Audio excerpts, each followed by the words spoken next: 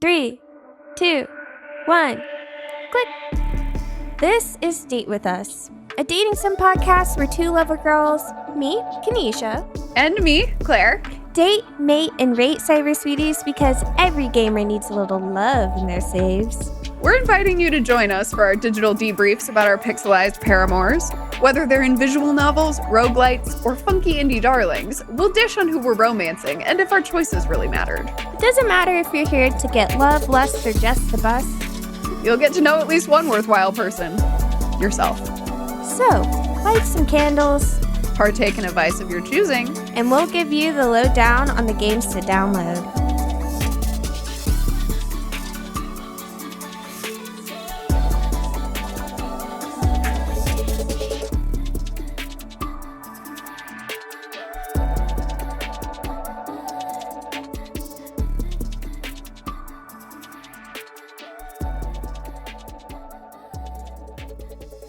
Hello, welcome to another episode of Date With Us. Yay. Yay! We have two very special guests today. And so rather than diving right into the game, we're gonna let them each introduce themselves and then do our icebreaker question. So you've got me, Claire, and Kanisha as per usual. Yes. But I'm gonna throw first to Alle and have her introduce herself, and then to Matt. Is that because my introduction is shorter? Yes. Hi. I'm Alle. She, her. Alle, do you have a favorite dating sim? What a tough question. I feel like, can we count my obsessive hours playing The Sims 2 as my first foray into dating sim? Because then, yes. Absolutely. Yes. Surprise dating sim, and that's for games like Stardew Valley or Coral Island, or like all these ones that are like really long games that have romance elements, like Mass Effect. And other games like that. So it's like my partner come in here being like, oh no, dating sims? No, not for me. And I'm like, yes, this is the person who's played Mass Effect, all of them, like 5 times over. Good try. Baldur's Gate 3, anyone. surprise dating sim. There you go. Is it even surprise? No. Like all the clips I've seen are like the horniest ever. Amazing. And then the guest that has us a little starstruck today. Stop. Matt? Yes, I'm Matt, a.k.a. Stormageddon, a longtime podcaster, DJ, and streamer. I've been podcasting for 13 years, and every time I say it out loud, I want to turn to dust. But I'm very excited to be here. Thank you for having me. So, favorite dating sim is tough. Like, if we're going first, like, non-dating sim, it's the Mass Effect games. I played the original 2 games 4 times each with a Paragon and Renegade Shepherd, both male and female Shepherd. My canonical Shepherd is a femme shep, redhead, who I've taken through all 3 games. And then I went off to start a podcast about Mass Effect and other things. So, like, that's a big one. But I think if we're talking traditional dating sims, Claire already knows this, but I have a huge space in my heart for Boyfriend Dungeon, a game that I followed from its inception all the way to release and have now played and beaten it on PC and Switch. And then I have it on PlayStation 4 or 5, which I started but didn't finish. It got to the point where I got a review code. I didn't get a review code initially to play it, but then when it was coming to PlayStation, I reached out to review it, the PlayStation version, and the PR rep gave me shade and shit about it because he knew I had been going on and on about having played it on other platforms. Like, yeah, I guess you can have another code. Haven't you played this like 8 or 9 times? I mean, what do you need a code for? Like, just giving me shade, which was bravo. Shout out to the folks at Pop Agenda. I love them. So that's like the big one for me because that one, like, I'd played some visual novels and dating sims before that, like Dream Daddy, but it wasn't until Boyfriend Dungeon where I was like, oh, there are games that are both awesome and incredibly horny. Who knew? Yeah, Boyfriend Dungeon. I think either that episode is the one before this or 2 before this, but either way, it is our longest episode so far, though I suspect this one might try to take the cake just given the sheer amount of dateable objects. Whew. Kanisha, I feel like I didn't ask you, what was your like first dating sim or like favorite dating sim? I'll answer both. Or maybe I have 3 answers because I feel like the first like non-dating sim Sim was the original Sims. My neighbor, who was older and cooler, had all the games, but she got me, at that point, she got me started in the first one. And I was just like, oh my God. And, that one is a bit more like structured in how you interact with the environment and with the NPCs. I fell in love with it. So it's been a lifelong affair with The Sims. Favorite right now, because it's just like, I feel like I've played too many now that it's hard to pick a favorite. But I think favorite right now that we haven't talked about actually is Hamafura Pirates. I think it is just so silly. And it's really fun because I'm playing it with my friend. We got really into, God, my life as a villainess, all roads lead to doom. My next life as a villainess. Yeah, I watched the anime, I read the manga, I think I started the webtoons. And then she was like, they have a game. And so me and my friend will like set aside, 2 or 3 hours and just like be on Discord going through it together. So I think that's my favorite right now because it's a shared experience like that. And also every game we play together. Heck yeah. Heck yeah. I must shout out the Monster Prompt games, but I won't go too far into that because I know we'll be covering them eventually on the show, almost certainly. We've been toying about the idea of do we do a Monster Prompt summer? But we have also decided between Kanisha and I that we're slowly going to fall in love with each other and invite our guests to join in along the way. So these are part of the 36 questions to fall in love with anyone from that hyper viral New York Times article 1,000 years ago. We are on question number 4, and I would love to know what constitutes a perfect day for everyone. If anybody has their like locked and loaded, ready to go, feel free to jump in. I mean, so it's your perfect full day, not just like a perfect date. I mean, I think for me, anything relaxing is kind of my perfect day. It can vary from like going to the park, having a picnic, going to the movies, to just spending all day playing a dating sim so you can make sure you finish it in time for the podcast you're going to be on. All of these things can be a perfect day. But yeah, I mean, I like I'm someone who, when it comes to work, has no chill. Like I have 2 podcasts. I used to have 4 podcasts. I used to produce a lot more shows like DJ, nightlife. Like I don't know how to say no when it comes to work. I've learned and I'm better at it, but I still record like a podcast a week, if not more, between guesting and my own. And so on the weekends, like a perfect day for me is like a day I can take it slow and just kind of relax and chill, watch a movie, anything that I can use to come down that I'm not then digesting and spitting up for the content machine, anything where I can just kind of relax. Like I think one of the most relaxing things I did recently was my spouse and I watched K-pop Demon Hunters, which I'd wanted to watch for a while. It was so good. And like we just watched the movie. I mean, of course I still skeeted about it. Is that the word? Yeah, I'm still terrified to reveal that I have heard people use the word skeet. Yeah, I posted on Blue Sky about it and stuff because I like sharing the stuff I love. But, that's horrible. Just say post. Yeah, I agree. Being able to engage in something mostly just because I heard it was really good and then really enjoy it. And I'm a big music nerd, so like I was immediately hooked, and a big anime nerd, so like it played to everything. I would be remiss if not to mention dear friend of the show and composer of our opening music, Jason Duran, actually worked on the score for K-pop Demon Hunters. Amazing. So not like the musical song aspect, but the score part. He's like on that team, and so we're all big. Everybody was already big K-pop Demon Hunter fans, but like then when he was like, also I worked on this, we were all like, what? So very exciting.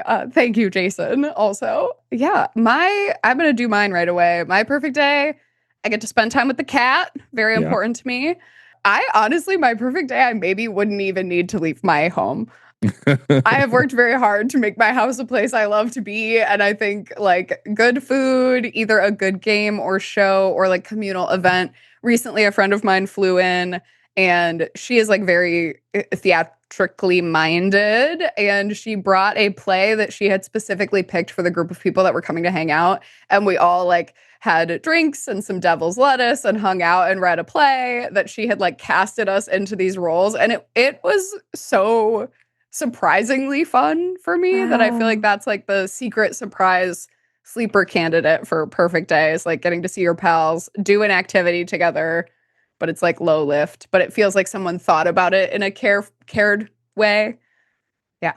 That's so lovely. I love it when like you kind of get all of your friends to like buy in on an activity. Yeah. And it just feels like, not to be a dork, but that is the magic of theater, right? Like it is a transient experience that you can only share with those in the room with you for that moment. And it's like to do that with the people you love most. Whoa, Whoa, amazing. let's freaking go.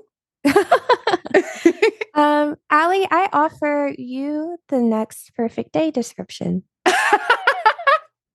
Well, I have to say, listening to these beautiful perfect days makes me feel old. My perfect day, I wake up at 5:45 in the morning. I get out. I go for a nice run. Now, not 10 miles. This was hell.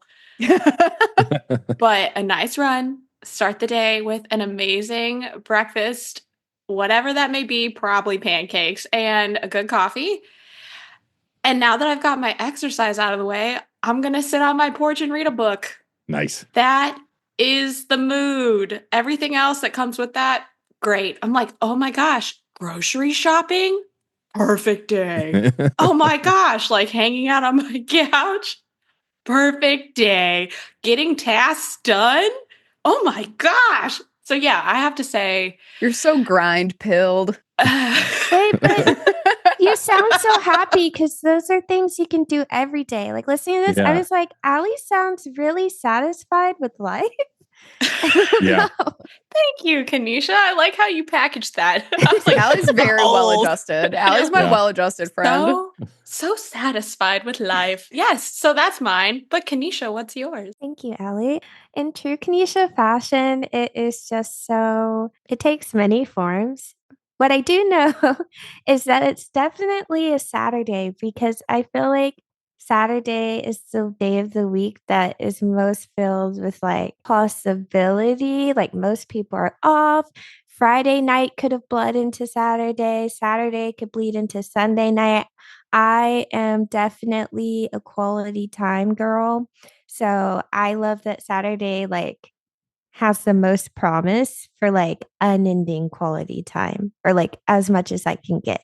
What I actually like to do on that day depends on my mood, but most days, like if I'm architecting the day, finding a new like bookstore that's like indie in whether my city or, some city that I'm visiting, especially if there's someone with me, I love going to new bookstores. I have like so many bookstore totes.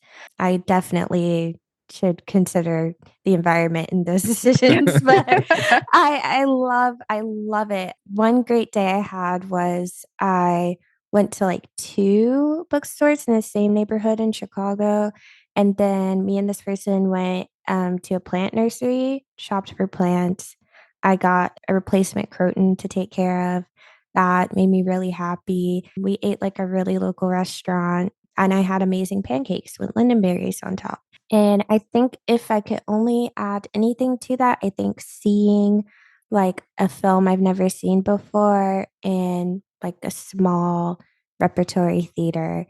So unfortunately, my perfect day does involve spending a lot of money, but That's real. and it also involves feeling the sun on my skin and appreciating art and beauty in all its different forms. So, yeah. I Heck yeah. love that you, out of all of us, and this is truly why I love you, we're like, you know what? I'm going to take the question of what would constitute a perfect day and just be like, it's a Saturday. Just pick a day of the Yeah. week. Yeah, it's so smart.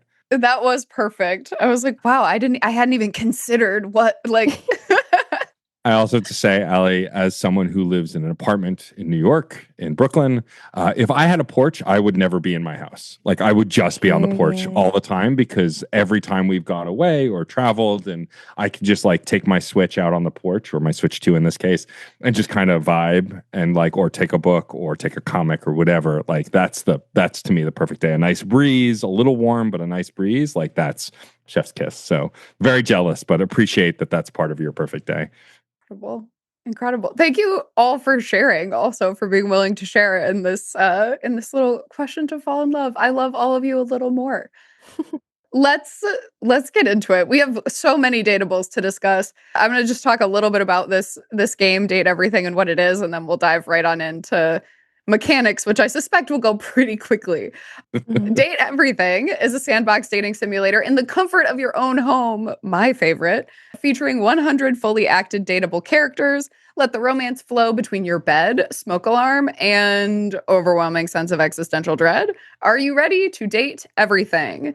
Date Everything was developed by Sassy Chap Games, published by Team 17, and released this year on June 17th, 2025.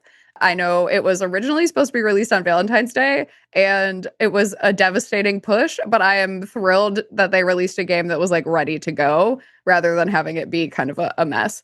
This game is $29.99 and already also has a DLC. I did not play the DLC. Did anybody play the DLC? I did. Great. Kanisha Awesome. will be able to fill us in on the DLC. Does anybody have any other things they want to add, like up top, about just the general, other than the actual murderer's row of voice actors that are in this fully voice acted game? Any other like housekeeping stuff about Date Everything? I don't think so. Did all of us play on Switch, or I want to hear what platforms we played Steam on? Deck. I played on the Switch too. I got a review code when it came out and tried to play it on the Switch, and it unfortunately ran like milk. It just, the 3D environments, like this voice acting and the character art all look great, but the 3D environment chugged on the Switch. So I put it down for a bit, and then this gave me and then picked it up on the Switch 2, and the Switch 2 itself, just having better hardware innately, ran it better, and I had no issues with it. The polygon still looked a little iffy, but like that's not what we care about in this dating sim anyway. Yeah. And so on the Switch 2, it ran great. And they have since released, I think, a patch optimizing it for Switch 2 and just a patch for the default game as well to smooth out some stuff. So I imagine it runs better everywhere. But yeah, that's where I played it. I did. I started playing it months ago now, I think, Claire. Yeah, it came out 2 months ago. So we probably started like right around release day. Yeah, but I take a long time. I stay busy. So I did notice some improvements switching from I'm playing this on my Switch and now I have a Switch too. So that was an excellent note. Thank you. What about you, Allie? I played it on the PC and the Steam Deck. How'd it feel? Variety here today. It was good. It was good. I think I also swapped between PC and Steam Deck because I streamed some of this game, and I think it worked pretty seamlessly in that front, which was good. I didn't try something on the Switch 2 that now I'm thinking about that I should have. The Switch 2 has mouse controls, and I didn't try to see if that worked. I do know that if you tapped the touchscreen, because I often did it by accident, it progresses the dialogue as well. And that I would sometimes be putting it down and the conversation would keep going. I was like, no, I'm not. I'm stopping. Same on the Steam Deck where you could click that way, and it's like, wait. Yeah, I did. It does work. I use it because I marathoned this all day yesterday, and I have small palms but long fingers, and my fingers would get tired. So then I just started swiping on the screen, and it helped. Yeah. I feel that so hard, and I'm not going to get into it in full blast right now, but I'm just saying I feel that so hard. We'll talk about that off the record. I have no concept of what that means, so it takes all types. Is anybody feeling strongly about talking about mechanics? I can jump into it if you'd like. I mean, please. So it's funny. I've played a lot of dating sims over the years, but most of them lately have been hybrids, right? Not just straight up visual novels. I played a few straight up visual novels that don't have any dating as well, but this is the first, I think, dating sim that was truly just a visual novel, not really any additional mechanics. But the basic mechanics of this game is you wander around a space and click on objects by using your date viators to bring them to life. When you do, you can have a conversation with that object. You hold the right trigger to do that. And then there are a few other things like the walking through the space is your typical dual analog controls if you're playing on a console. Yeah, I mean, that's really it. You have stats that you build up as you complete arcs for each dateable. There's nothing you really have to do per se, because there are 3 endings you can get. You can get friendship, love, or hate, and all 3 of them give you whatever the stat boost is. You don't miss out on it just based on the ending you get with that arc of that character. And then there's some light puzzle solving. You have to find certain objects that also can come to life to open other objects, mainly Dorian, who is always in your way. I feel like constantly, but because it's Ben Starr, I will forgive it. But that's kind of really it. You kind of just wander around the space. You have a phone that you can check on, like check messages, and it's more chatting there. But it's basically you're using a button on the Switch. I always get the fact that the Xbox and the Switch have the same letters, but not the same button, or just every time, especially as much as I game on my PC as well as my Switch, it's like my brain is just mush. But you there's just an accept button to move through the dialogue, or you can tap the screen or swipe as we discussed before. But that's really it. Am I missing anything? I think that's kind of the broad stroke.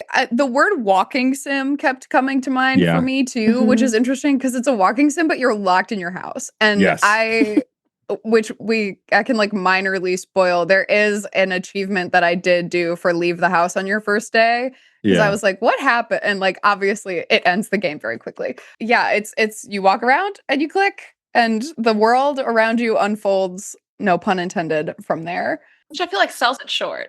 Because I mean, if I was just to, pitch this to a total stranger who's like, I don't know, dating sim sounds cool. And you're like, let me tell you about date everything.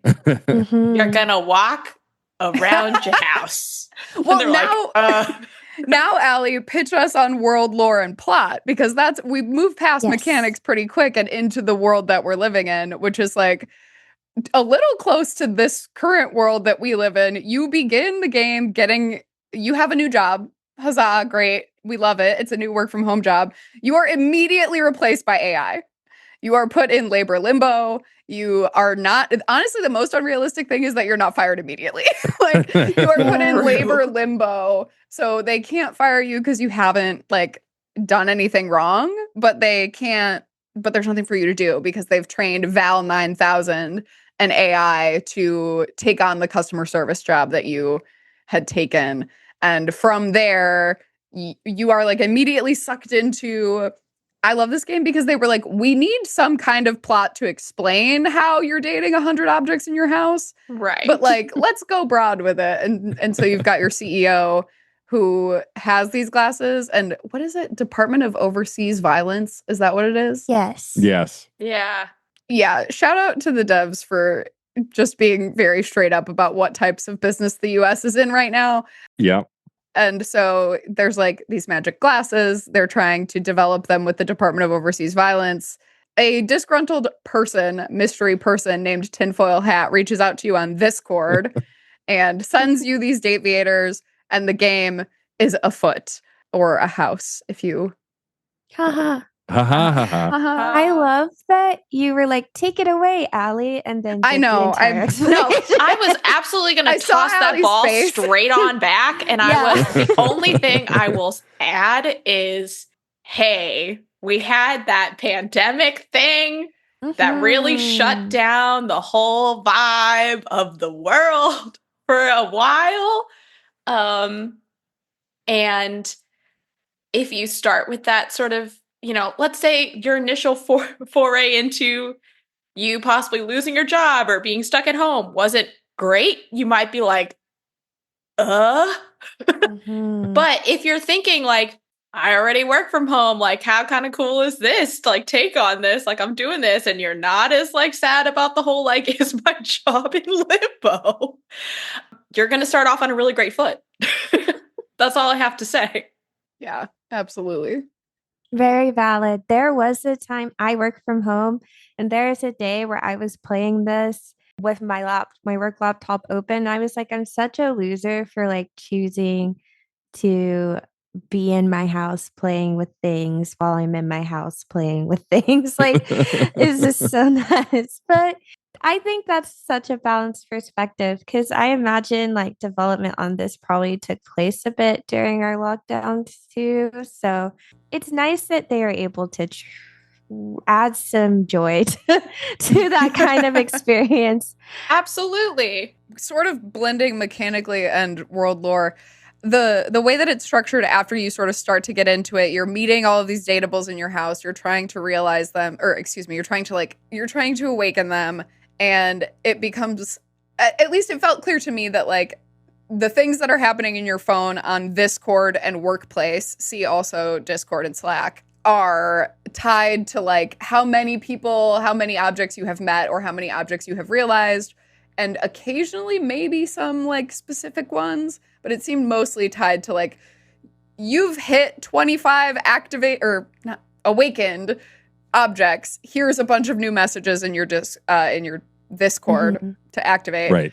And you do also have one single real life coworker named Sam, who is voiced by Emily Axford, who I love. Yes. And so you're moving through that space as you're going, which I was feeling at first I felt time pressure when they're like, you got to fix the deviators. You got to realize everyone. I was like, oh my God, can I lose? Like, am I going to run out of time? Did anybody else feel that way? I did feel that at first. I mean, I think. Really?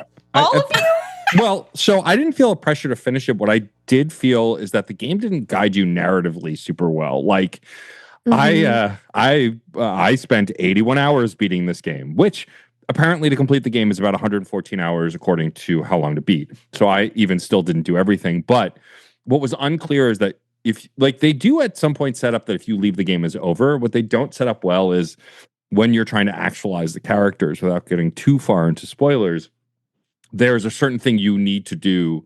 Like the whole goal of the game is they discover that they want to get the deviators from you. So you want to actualize the deviators so you can like protect them.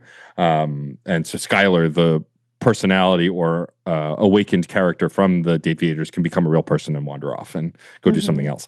They make it clear that you have to finish the narratives of all the characters in the house, all 100, to do that. But it turns out you don't. And we'll get more into that later, but they don't make that clear. And so I thought, I can't beat this game until I do all this stuff. And this game does still have a couple of bugs that I ran into. Some I could circumvent, some I couldn't. And so I got frustrated because the game kept making me think, well, you can't beat it unless you do this thing. But it turned out, no, you can beat the game anytime you want when you open the door. It's just how much of the narrative you hear after that is based on what you've done. And it really doesn't communicate that super well at all.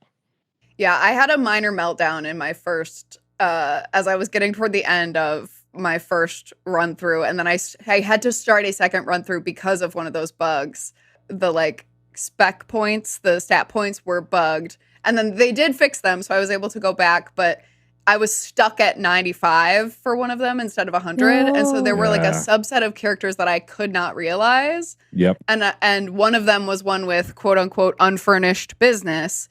So I basically had to elect to kind of forego a lot of like a hunk of people's narrative to finish the game. Because I was like, I got to finish because I got to start a new game so that I can like figure out what happened here. Because basically a character ended up being able to be realized before the other plot features involving her were finished.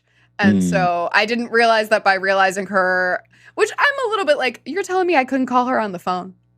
Like, I couldn't just be like, hey, girl, can you help me finish this mystery? But, okay.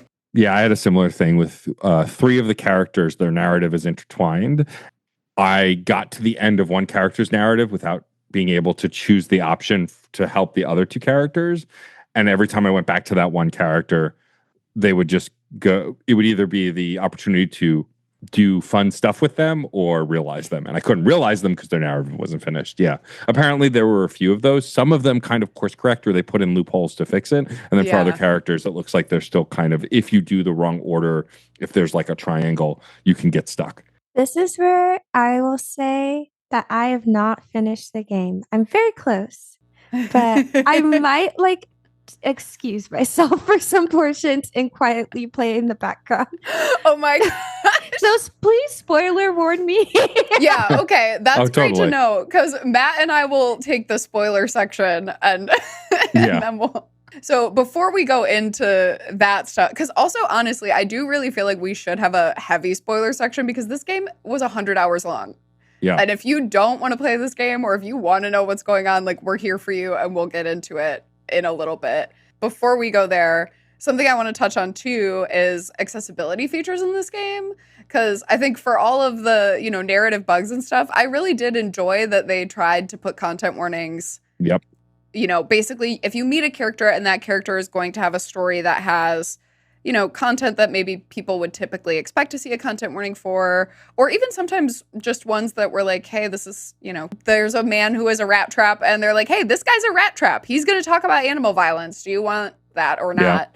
And they always give you the option to be like yes or no. And the thing that I loved is that they don't screw you over for your achievements because they let you pick which ending you want with the person if you skip them. So for my second playthrough, as I was like trying to get to the end again, I'm like skipping every content warning person, being like, yes, just love me. Yes, just love me. Just love me. It's fine. Your trauma can go over there. Like, yeah, I appreciate that you can also just straight up. So your glasses, Skylar, you have a main menu for her like you would normally on any app, except it's her talking to you, which I think is hilarious. Because every time she goes, "What do you need in my main menu?" Like, and we haven't said Felicia Day is one of the characters you interact with the most. She plays Skylar, and she's phenomenal. But then she gives you this option broadly. If you encounter one of those characters, do you want to turn this on? And if you say no, I don't need this for any of that, then it doesn't come up again. You can go back into her menu to turn it on, but otherwise it doesn't come up again, which is what I did. But I love that it's there because that way anyone who doesn't want to engage in that content, they don't have to, but they can still meet the characters, get to know them, and at least like finish the game, which is nice. Yeah. And I thought their heads up were really good too, of like, because a lot of times, at least for me, like I don't necessarily need to not consume something, but I do love a heads up in some regards. And there is one character, and I thought this was great. There's one character that they're like, we have a content warning for this character that some people might consider a spoiler. Do you want the content warning or not? Yeah. And then you could either be like, yes, I want the content warning. Then they warn you about some like this person. And then and then you can still choose, do you want to engage with that or not? But the extra stopgap of like, this is going to spoil a twist for you if we talk about it. Like, yeah. So I thought that was good. You know, this could just be me not reading a menu correctly.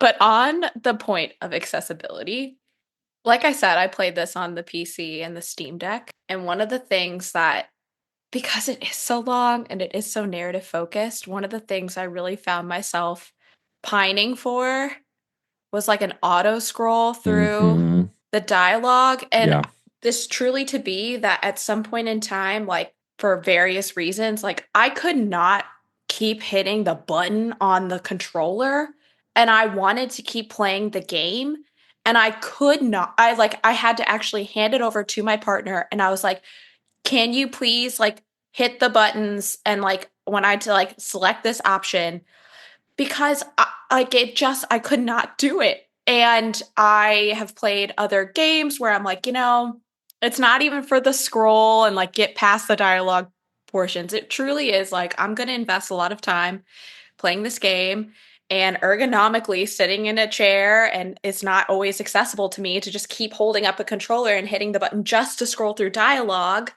And I found that very frustrating. So I was like, am I missing it? I just need to go to the menu. I'm sure this is an option. And I just never found it. And so, y'all point me to it if it's there. But otherwise, it was a little frustrating.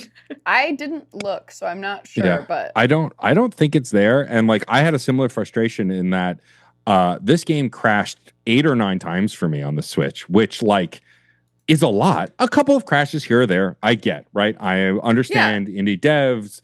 I know a lot of indie devs. I get it, right? Things happen. You can't get rid of every bug. Totally patient with that. But this game crashed a lot. And now it could be that it was designed for the Switch and I'm playing it on the Switch too. I don't know. I can't confirm. But that frustration, Allie, would come in for me where it would crash midway through something. And it autosaves right before at the end of your previous conversation, which is great. But then if I was most of the way, like with one of the characters, there's a globe named Gaia, who I love. She's a delight.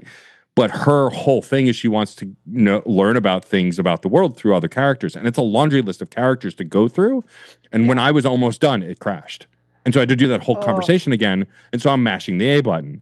And like a fast forward button, whatever, like something that allowed, like if you've either repeated dialogue before or you just don't want to hear it for whatever reason, that would have been nice. Yeah. I didn't see anything in the options. I'll have to go back and look. But like, it drives me crazy that because if it didn't crash that much, I might have cared less. But because I was having that difficulty and I want to be patient, because again, I understand that this stuff happens. It was just very frustrating. There's a character I don't want to spoil, but there's a character that you find in a unique place that then has a laundry list of dialogue and interactions that it crashed during that and it didn't save. So I had to start that experience all over again. And it was like, it's like a 10-minute sequence because there's a lot of content in it. And it's just a bummer to have like halfway through it not save and then have to start it over because the game crashed.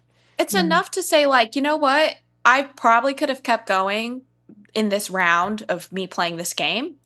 But because that crash happens and I know that dialogue's going to be long, like I'm going to take a break. Yeah, you know what I mean? And that's who knows, exactly like, what I did. Yeah. Who's going to pick it up again? Like, I don't know. Allie, did you experience game crashes? Not that I often. didn't. Yeah, I really didn't. And I wonder if it's their Switch port isn't as good as their, original PC. Like, I don't really know how it works as well on the back end, but I was just curious if I just got lucky or if it's like PC versus Switch stuff. I think that is likely because now that I'm playing on my Switch too, I had like 5 full game crashes in like an hour. And like 3 out of 5 of those were where I had realized the character, but it didn't save. So I had to go back and re-realize them, which is super, super frustrating. I mean, it wasn't bad enough that like I was just like, fuck it, I'm done playing now, but it was pretty frustrating, and it made me think of like other games. Like we played Validate, where you could go back to like certain like scenes within a conversation, and I feel like that's something, like they already track like what beats we discover in the data decks and like where we are in a relationship arc for each dateable. So I'm wondering if that's something where maybe that feature could be built out. I mean, it'd be really hard, but just something to soften that blow of like you have to do this entire scene again. No, I think that's very real. Because there is one sequence. They give you a forewarning about the longest sequence in the game. They're like, you're about to go into an adventure that we can summarize for you, or you can play in full. It will take at least 30 minutes. And I appreciate that they're like trying to give you the heads up to opt out of conversations, but oh my god, if I opted into that and it crashed, I think I would have to walk away. I would have died. I skipped it immediately. I was like, you know what? Me too. I skipped it. I skipped it the first time, and then the second run through, I was like, I guess I should like click through it for the podcast. Like the true overachiever you are. Okay. Oh my gosh. We are reporting out live for this podcast. We would respect you both ways. So diligent. I will say, you can skip it. It was fine. Like, I will say the summary that they give you hits every beat that you need. So unless you're really obsessed with the character that happens to, like, it's a fun arc, but unless you're really invested in that particular character, I think you're not missing too much by skipping the little adventure. I only liked like 1 out of the 3 characters involved. It's like 4, I guess. 1 out of 4. And I was like, no. I'm okay. Just show me what happened. Yeah. Well, I think this is probably... Is there anything else anyone wants to add about accessibility? Otherwise, it's time to start treading into the characters and who we're into, who we're not into. I'm not ready.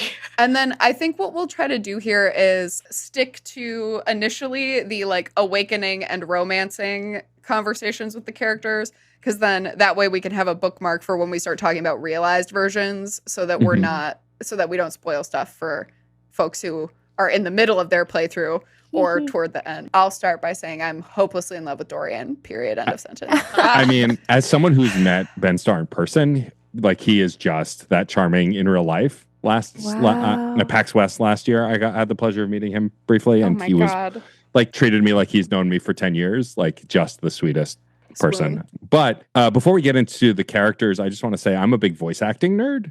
And so for me, like the fact that there are 3 Mass Effect cast members in this game, as well as a ton of other voice actors that I love, like Stephen Bloom, who's literally in everything. This could have been really hokey, right? And sometimes it is, I think, intentionally. Yeah. But for the most part, there's so much earnestness in the delivery by all of these voice actors, both legends in the industry and newcomers across the board. And I really love that. I think that this I can safely say is voice acting and writing wise one of the best games I've ever played, just because of the devotion to the source material, and it's played sincerely. Like, it's never, there are jokes, and I mean half the names are puns, but like there are tons of dumb jokes in this game and I love it, but most of it is played with so much heart and sincerity that like I just really dig it. And the fact that Allie Hillis, Courtney Taylor, and oh my god, who is my third Mass Effect? Well, Stephen Bloom, technically also in Mass Effect, but I wasn't considering him. But like all of these voice actors who I love from another game that I love about romance are in this game too. It just makes me very happy. And so I wanted to geek about that for a sec, because like most of my friends are like, oh yeah, I know that voice. And me, I'm like, oh, that was so and so. They've been in this, this, and this, and I love them. That was me with all the tabletop role playing game voice actors that are in this. Like Matt Mercer plays Chance the D20, and Emily Axford as Sam, and Brennan as all the board games. And I was like, I know this one. I know this. And my partner is very into anime, and so like every time an anime voice actor would come up, he's like, bunch wait, of them too. this is, who is this? This is whoever. So it was like, if you like anything that has a voice actor in it, you're gonna know at least one person in Date Everything, and you're gonna be like, where is this from? Yeah. So fun. No, I like what you said, Matt, about like it could come off as hokey, and there are still some points where I feel that way. Yeah. But I think what I feel most strongly, having played this game, though I admit not to completion, it is a love letter to voice acting and to voice actors. And if you have anyone who's into that, I really recommend you play this with them, because you will have a blast. Yep. Let's zoom out a little bit too. I'm so glad that y'all brought that up, but it's not just to voice actors and voice acting, but to any creative who like, there's so much love for people behind the scenes, for literally elements in the game and the creation of the game that I found like really moving and respectful. That doesn't always happen when you're working on big creative projects. To have it cooked into the game, that you as a player have to appreciate that and humanize the folks who are doing that work, was really great. And I think really important, as Claire mentioned, we have that AI plot point.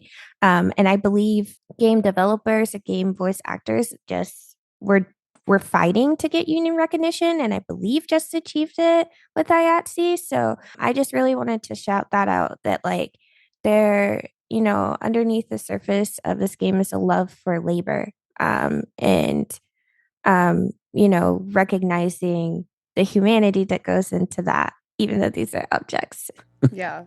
The whole game is such a conversation about humanity and like objectifying and humanity and labor and like all of the conversations between those. That the AI also has a story that you can interact with, and I'll do a minor spoiler for that later, but yeah, it's a very interesting. They try to really pull attention to that. And I think if you don't know that much about like the games industry and you just pick this up, it's very interesting to be like, there are characters that, I'm just going to say, as we get into it, we are going to spoil the existence of characters in this game. There are 100 datables, and some of them are harder to find than others. But I want us to feel free to talk about all, at least by name, of the characters at this point. So if you are actively datable hunting and you don't want to know about them, go finish that part of the game and then come back.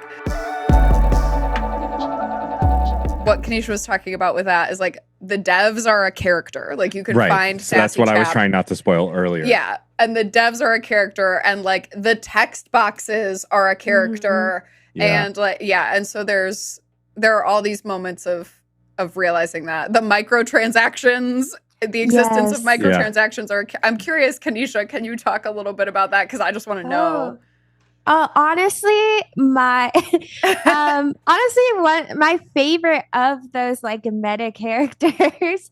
If you buy the DLC, please look out for him. His name's Mikey, and he's really cute. Well, how much can I spoil? He's just really cute, and it functions like a microtransaction. You do have to waste like one of your date slots a day to like keep purchasing Amazing. like currency to purchase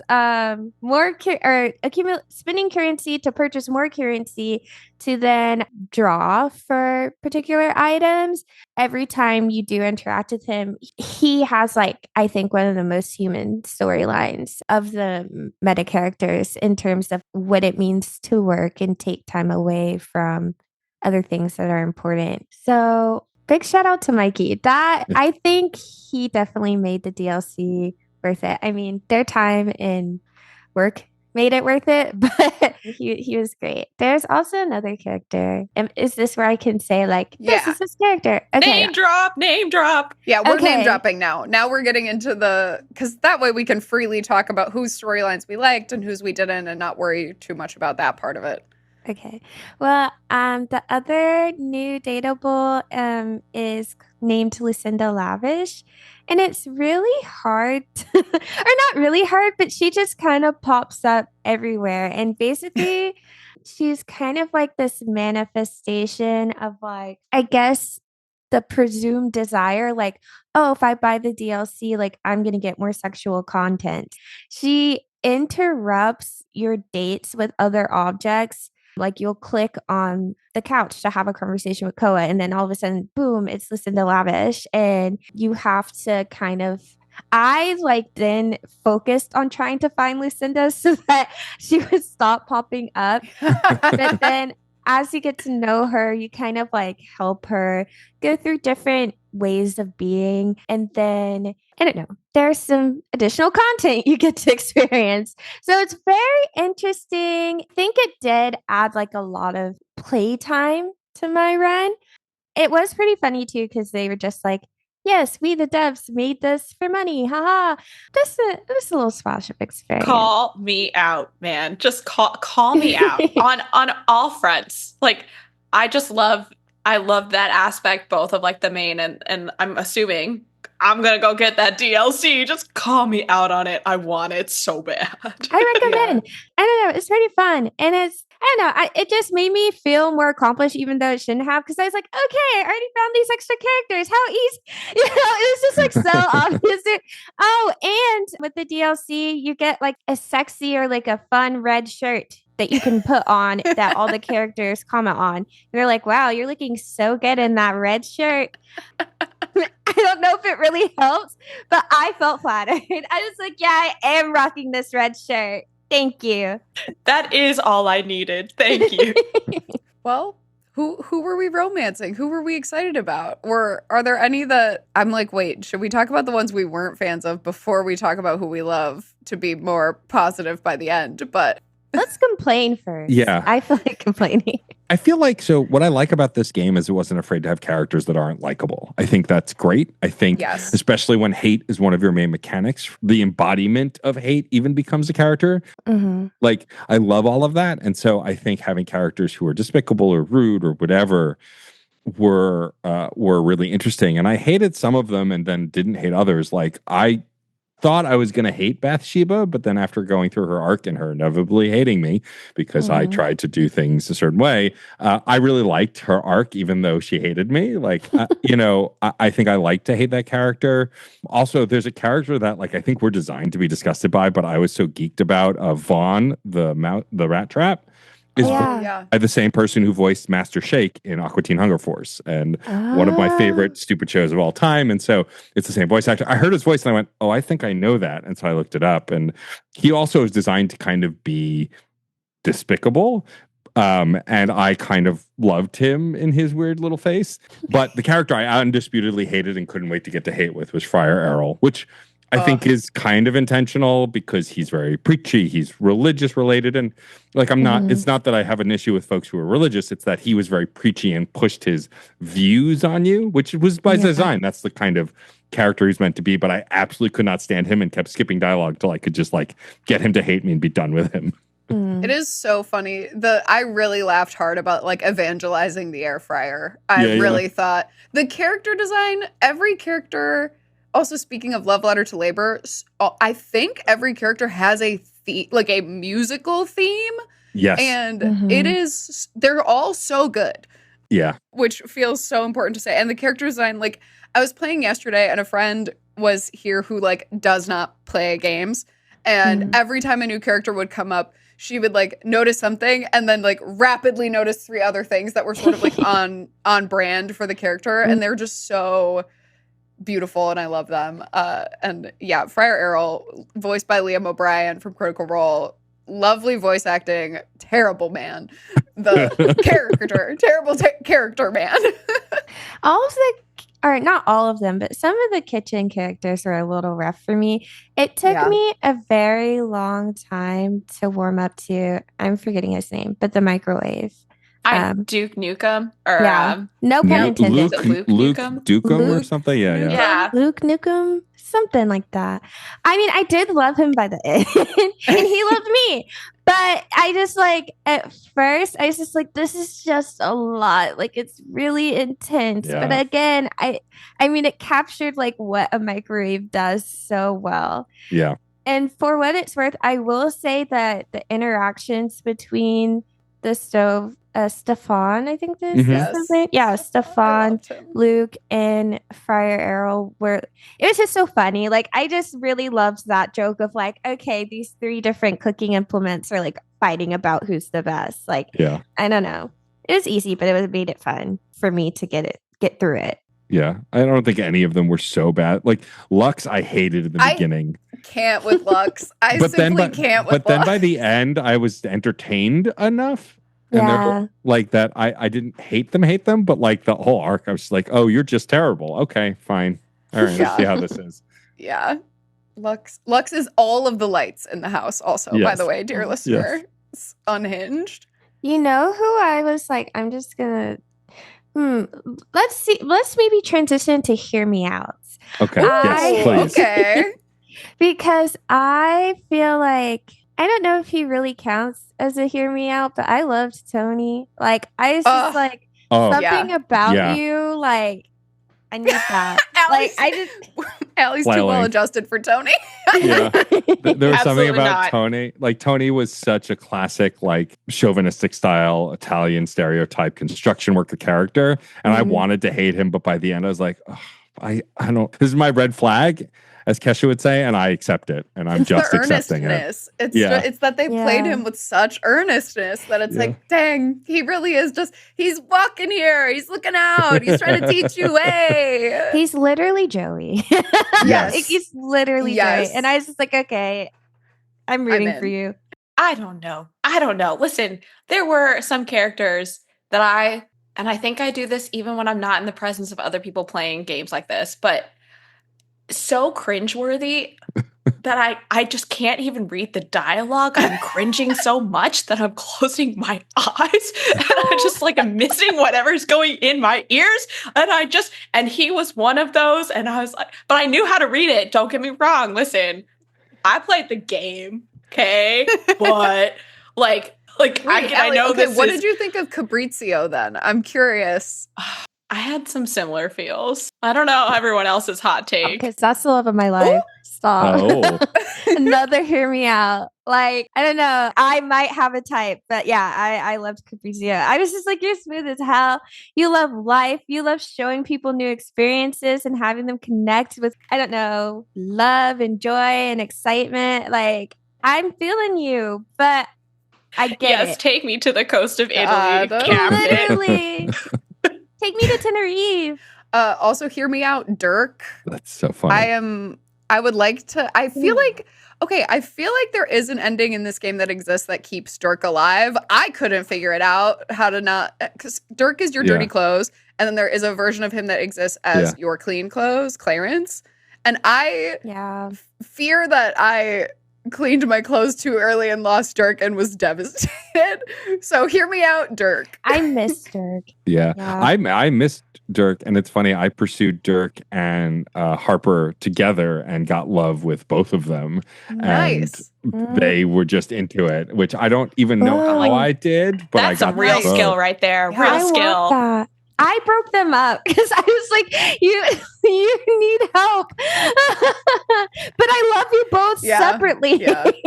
In the spirit of Hear Me Out, Freddie, like, he's sweet, he's kind. Also, something about Nightmare. Yes. Like, yes. Yes. something Thank you about for saying Nightmare, but like, and unfortunately, whatever I did made her eventually hate me. Uh, but like something Oh. about her, I was just like, oh, I see what you're doing. Don't hate this. There was another Hear Me Out I wanted to share, and now I'm blanking on it, but it'll come back to me. Oh, and Shadow Lord. It's Shadow Lord. It was I Shadow knew you Lord were because gonna say it's that. mine for Shadow Lord. isn't even Hear Me Out. Shadow Lord is just on the list. Straight My love. Like, no, penumbra. yeah. Yeah, Penumbra. Give I me a hot literally got, nickname. I was Anybody like, who I called love me a being nickname. your Yeah, Penumbra penumbra. is a live way. Same. We'll get there. Yeah. I never used this word ever in my life until now. And now I'm like, yes, everywhere. Yeah. And then Dante, I think, is my last Hear Me Out. Dante's not even a hear me out. I mean, I don't know. I guess he's not. He's sentient fire incarnate, and so to me, it's yeah. He's Yeah, just yeah. hot all the way Yeah. through. Yeah, totally. I agree. That voice actor, man. Yes. Yeah. Just, I I had mean, to do it for that the alone. fact that you have Dante Bianco Yeah. play Dante is so smart, and like, of course, Is Damon a Hear Me Out? Do I need to put Damon in the Hear Me Out list? Yeah. I'm No, obsessed yeah, with Damon. I think he's. I'm with yeah. you. But I hear you. I'm like, but I hear you. how is I'm the hearing you, bug, but yeah. like a representation of the bug in the game? One of my favorite characters, but there's just something so fun about Damon is your dresser, and over the course of getting to know him, they make a lot of like fun references about like there was too much thematic overlap with the original dresser character, so they scrapped her. And like I'm like, yeah, of course, that makes sense. There's like a desk, there's a table already, we've got the closet, we've got your clothes, like all of these things exist. Sure, yeah, there's definitely thematic overlap. And I love that their solution was, what if it was a bug instead? And I just love a creepy guy showing up. Like Damon just comes up behind you and they're like, Damon is now behind you. Like Damon loves you. And I'm like, Damon loves me? What? I'm just a going nice, to, like, sweep you off your feet, you know? I'm going to be annoying and be like, okay, but Rip Dina. Erasure of a beautiful black woman. Like, what the heck? Absolutely fair. And that you can Like, sort of where's see when Dina? you first like, if you get love with Damon, it shows up Yeah. as Dina in your list. Mm-hmm. But it also changes sometimes. Yeah, is Yeah. really weird. But yeah, I agree. Like I was happy that there was a glitch realized into a romanceable, but I agree. I also was like, yeah, but what about Dina though? What happened? I want to know know. Yeah. Dina. Yeah. Rip Dina. I don't know if this is like a hear me out, but I will say one dateable that took me by surprise was Dolly. You would. Oh, you would yeah. love Dolly. I know I would. Very Dolly Gosh coded. darn it. Yeah, I was yeah. like, what is this? Like when I first saw it, I was like, oh, And Dolly Come on. is a dust bunny. God. You have to discover her in the house, and Yes. she is an incredible like genius woman who is dressed like a bunny in a bunny suit. I was like, yes, subvert it for me, baby. Let's go. I was like, I love all of this. And it really just speaks to how I loved how that was done really for every single character. But I feel like when I like encountered Dolly, I was like, okay, sold. Like, game done. Game ends right here. I'm good. I'm fine. I mean, it didn't, but I'm just saying. Before, I want to take like a brief pause on talking about characters because this question just came to me and I'm obnoxious. How many, like where you are right now, how many characters did you get to love you versus be your friend versus hate you? I don't remember the exact number, but it's like I would say. Oh, I actually posted. You posted a yours. screenshot earlier, so I can pull that up, and so I can look that up. Give and us the real numbers. stats on it. That's what I want to know. So my final numbers were I had 28 friendships, 56 love endings, and then 12 hate endings. Oh, okay. Let me see where I am right now. Wait, I think this is a good. Let's contextualize. Are you the person who goes into the game, any dating sim, and is like, I'm gonna try to make everybody love me first? Or are you the person who goes in like, listen, we raging. We're gonna do whatever we want. We're going hard. Please. I mean, I'm the former for sure, not the latter. Like if I'm playing a dating sim, I'm looking for romance. Like that's the whole point. And I'm devastated when people hate me. But I got used to it. Okay. I was going to say, I mean, I feel like, what was it, 12? I was like, that feels a little high for my soul. I think my first run through, I only had like 2 or 3 people who hated me, but they were plot relevant. Like Sinclair hated me to the point where I could not continue the plot because I beefed it. And I was like, oh no. So Yeah. that was actually why I ended up having to do a whole other run that isn't quite done yet. But I needed to get through that because I was like, what is that plot? Like, what is going on there? Because there is a big mystery with the sink that you work with the magnifying glass to try to solve. But if you wind up with him hating you too early, which I wonder if they've like now fixed or whatever. Yeah, I think I only had like under 5 people who hated me. And then almost, I think it was like less than 10 friends. And I went hard into love for everyone. I was trying the first time through. There's an achievement for saying yes to every sexual interaction with every dateable possible. And I was really going for that one. I did not get it. This game is huge. I don't know how people are going to like 100% this game. But yeah, lot of love. Right now, I am sitting at 68 loves, 25 friends, and 3 people who hate me. What is that? Like 96, 97 of them. So I'm missing like 4. So you know who hates me that like I'm annoyed hates me? Hoover. No. I wanted Hoover to love me so bad. Same. He hates me too, and I don't know what I did. Same with Eddie and me Eddie too. I think that's one just like how do I crack it? I don't know. And I'm so sad. The minute I met both of them, I was like, oh, okay, I see. But yeah, somehow I made the wrong choice. And that's the thing I'll say about hate in this game is it's a bummer that it's not a bummer. I guess that's part of the strategy, but there are some characters that it is really hard to read what will make them hate you. Some make it really obvious. Like Dolly says she doesn't like flirty, innuendo-y stuff. And she likes people, but she doesn't like that kind of talk. And as long as you avoid that kind of talk, she does fall for you. And so that kind of stuff is fine, but I don't know what I did wrong with Eddie and Volt, and it drove me bonkers. And speaking to types, as we were talking about Kanisha's type, the first character I romanced immediately after seeing her was Betty, because I have a type. I have a thing for redheads or pink-haired folks, as it is. Also, curvy women are my type as well, curvy men as well.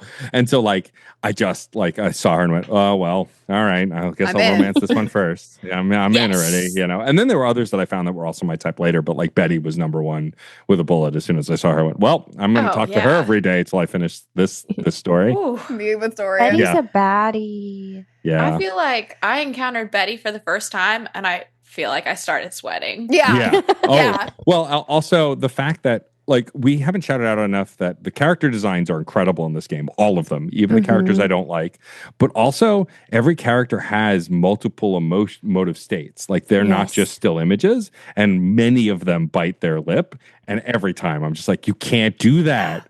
Can't do that. Or they're like the blush features. Like I'm sure I love the blush. I hope we will. I'm going to take this to a moment to transition to characters we love.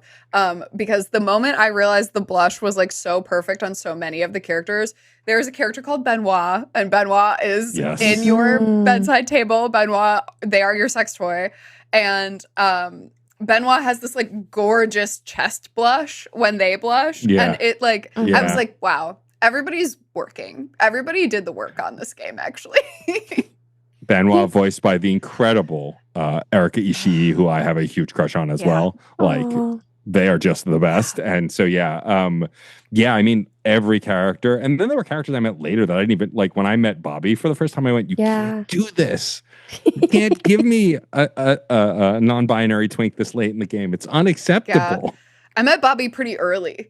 And I didn't find them till much later. I got directed to Bobby pretty quickly because somebody was like, what if you did a Bobby cosplay? And I was like, I don't know if I can pull this off, but I deeply appreciate the idea that oh my God, thank you. But Bobby, the bobby pin being bent out of shape after being in the vacuum as the venture, like, brilliant. The inciting incident for all of these people's plots. Also, Dasha, when I first found Dasha, voiced by the incredible Courtney Taylor, who played Jack in Mass Effect 2, like, I was just like, oh no, I'm in trouble. Like, you gave me a muscle mommy desk. No, we can't do this. We can't do this. I texted a friend who I knew was playing the game and just went, have you met Dasha? And she was like, no. I was like, should I? I was like, yes immediately. Please let me know.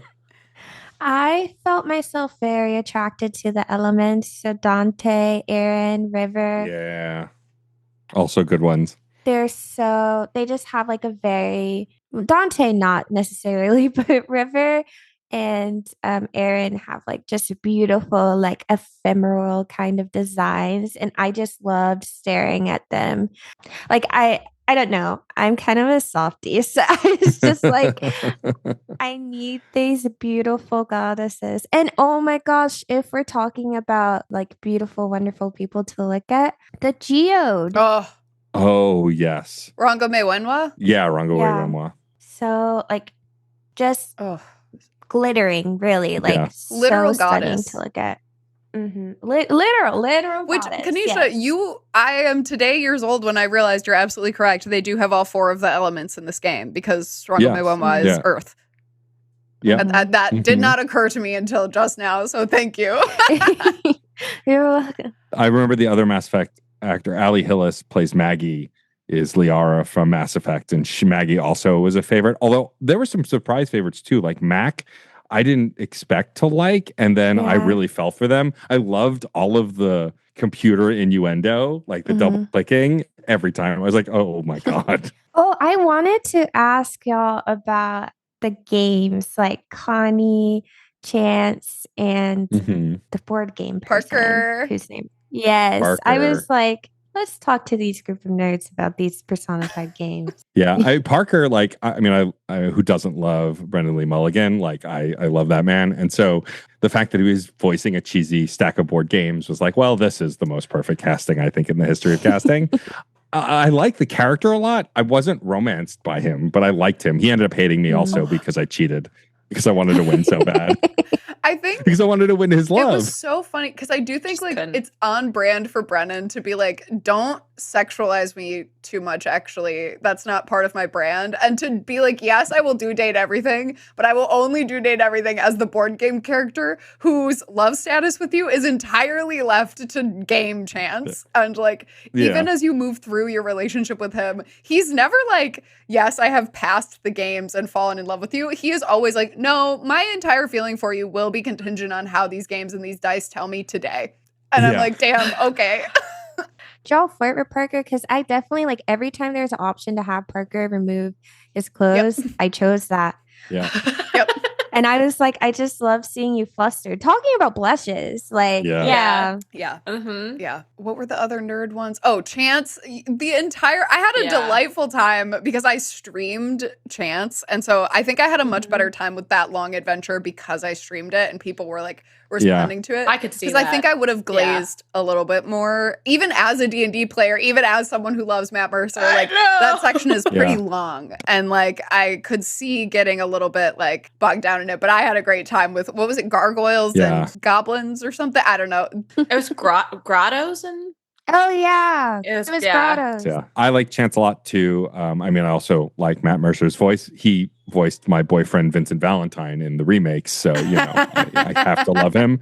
But for me, of all the games, Connie Soul was my favorite. Yes. Like, I just immediately seeing her went, oh, hello. 100%. And I loved how they worked in video game mechanics into that relationship. I just think it was so smartly done. I had to use a walkthrough because I kept getting lost, but like it's done really well. When I got Love immediately, I went, well, that was, or Friends immediately. I was like, that was kind of easy. And then I went back and she acted like she never met me. I went, no. I see here. I see what's happening. But I really I think of the games and nerdy stuff, she was probably my favorite. Same. Yeah. I brought in additional help with Connie. Fair. I literally was like, my partner plays way more games. I feel like the whole Connie sort of like storyline gets based off of. And I was like, what do you think is the right answer? They were like, oh, definitely this one. And I was like, okay, great, because I need to ace this. You don't understand. Okay, no putting anyone down, but I do feel validated because I kind of suck at games, but I like got Connie completely. Like, amazing. And it never happens to me. So I'm like, yay, I can hug myself right now. Heck yeah. Please tell me all the ones that you found so easily, because I love that for you. So, you guys couldn't see the head gesture that Ellie just did. It was kind of painful to watch. I was just like, okay, I'll stop cracking. No. In the spirit of asking questions, were there any characters who completely caught you off guard, like stunned by how attractive they were? Like for me, that was Sophia. When I opened the safe the first time, I was like, oh my God. And then she happens to also be a safe that's a dominatrix, which is like, oh, okay, I see where this is going. Like, I was completely stunned by her specifically. And Shelley also. Like, I was just like, oh, shelves. And I was like, oh my God. Shelley feels like I've been personally called out, honestly. Shelley, every time I interact with Shelley, I'm like, why do I hate you? And then I'm like, I don't hate you. I hate the mirror. Yeah.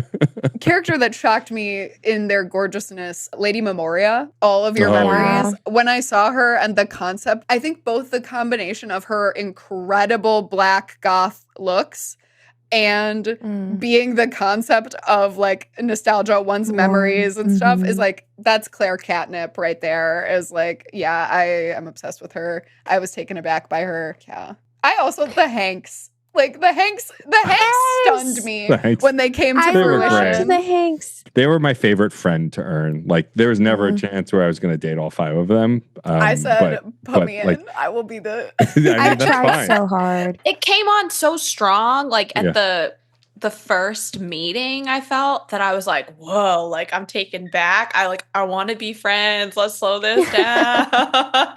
So I was like, but do I? Did you romance the Hanks, Kanisha? I tried. Okay. I tried so hard, but they ended up my friends. I was so disappointed. I'm definitely going to play again just to try and get in there. Yeah. You know what I'm saying? Because there is a special thing that we identify, and I won't spoil for you what it is, but there's a thing that Hank number 5 wants to do with his life that eventually comes out when you fall in love with them and you can help him accomplish that dream. My God. Which is amazing. really, really cute and wholesome and pure. And like, I love those boys with my whole heart. And I just was like, I think you're getting a bad deal with your Red Bull sponsorship. Like, let me help you. Yes. Okay, so to answer Matt's question, because like a million names came to mind, let's see. So I already talked about Aaron, love of my life, love of my life, love of my life. And then Duncan Shuttlecock was just such my type. Like I'm a Southern girl down to the core. So I was like tall, athletic, like golden retriever energy. Like I was just like, yeah, my man. Anyway, Aaron, Duncan, Mateo. Cutie. Yeah. Sweetie. Koa is special. Like Koa as a character is so special. I like has my whole heart. Just like such a refreshing type of character to date in a game like this. He literally chilled me out. Like during my run through when I would like go interact with Koa, I was like, oh, thank God. I get to just breathe with my dearest Koa for now. Like it was just nice. And it felt so real. Like I definitely am, despite having podcasts, I'm definitely a person who like, I just need comfortable silence with most people. And like, yeah, just to see that represented into experiences really, really lovely. I have one more answer for this. Keys. I think Keys is stunning. Yeah. My dog did tap my Switch 2 screen right as I was giving my feedback. And of course, she chose to insult Keys' peace. So Keys does hate me now. And I worked so fucking hard. But it's okay. Because you know what? Keys is beautiful, angry too. That's so good. I can only hope people say that about me. It's very true, Claire. You're beautiful, angry. I've seen you angry. Kanisha and I used to work together. Kanisha has seen me angry. I've seen Claire livid. Still beautiful. Alle, do you have characters that are calling to you? Otherwise, I have a sort of question or topic I'd like us to broach. I mean, I do feel like I was just kind of overwhelmed all game. But I am going to take this moment to admit here in this space with all of you that I'm pretty sure the first dateable that I ended up like getting the love connection with was Timothy. No, Alle! Get out of here. Okay, listen, we were talking about like the motivations of the game, right? The timing of like trying to actually like meet with this dateable at the right times was so like I kept messing it up, and I know like I can look at my notes and like figure it out from there, but I just never did. And I was like, this is really vexing to me. How do I figure this out? And then by the time that I got into like the fourth, exchange, I was like, I think this is a mistake. Wow. What's sending me is that like you intentionally tried, kept meeting at the wrong times, and Timothy still loved you. Yeah, that's crazy. As soon as I discovered Timothy's second personality, I went, nope, I need you to hate me real fast because I never want to talk to you again. Like the first personality, I respect that. I discovered the uptight personality first and went, oh, okay, all right. Wait, there's two personalities? Yeah. Oh my God, Claire. Wait, yeah. I'm a rule follower. What? So yeah, if you don't follow the rules, Timothy is a like cat boy if you go at the wrong times, and currently has a split personality. The personalities hate each other and they want your help to like align, and you can choose a side or just not listen to either and get them to hate you, which is what I did. I really chose the side of the schedule and I just showed up when I was supposed to. See, but that stuff is all over this game. Like that actually leads so well into what I was going to say. There are characters and like moments that you can connect them to each other or to other people.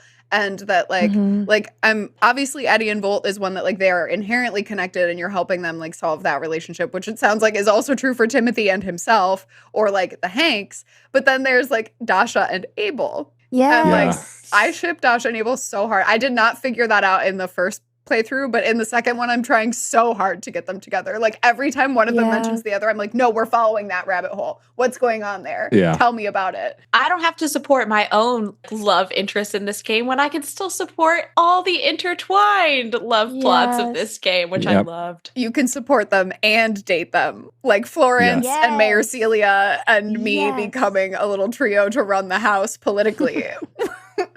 That's so That was the one that was glitched for me, so I couldn't finish it. Yeah, I was so bummed. I love them both so much. Oh, I'm so sorry. That's such a bummer. But even Drysdale and Washford, which is the most obvious of those, like that one, I end up getting Drysdale to love me because, of course, it's Neil Newbin, so why wouldn't I?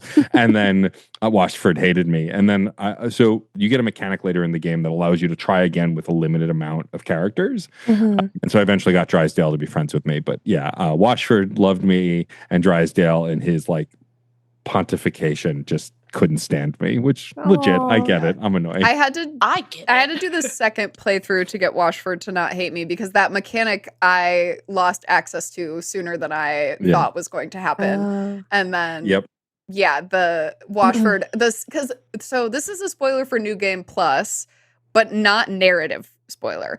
You get to keep your specs points when you start a new run. So you start the second game being able to use any responses that you want to, or like, I guess if you finish the game with fewer than that, but I definitely did 100 all the way around before I finished the first game. And so in the second run through, it's a lot easier to get Washford to like you because you can like pick all the smart and poised responses that you just like can't pick in the first round. And so it's all about the order. I like them both. I didn't realize it was hard to get Washford to like. Oh, really? I found it so unapproachable. I wanted that so bad. Like I want what everybody's saying, like Claire, Matt, and apparently you too, Kanisha. But like I just could not.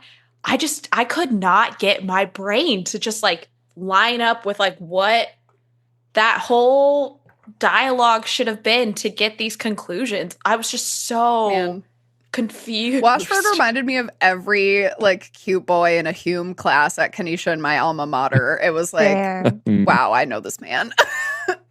Okay, but sometimes I am that man. Yeah. So I was just like, okay. Legit. Yeah.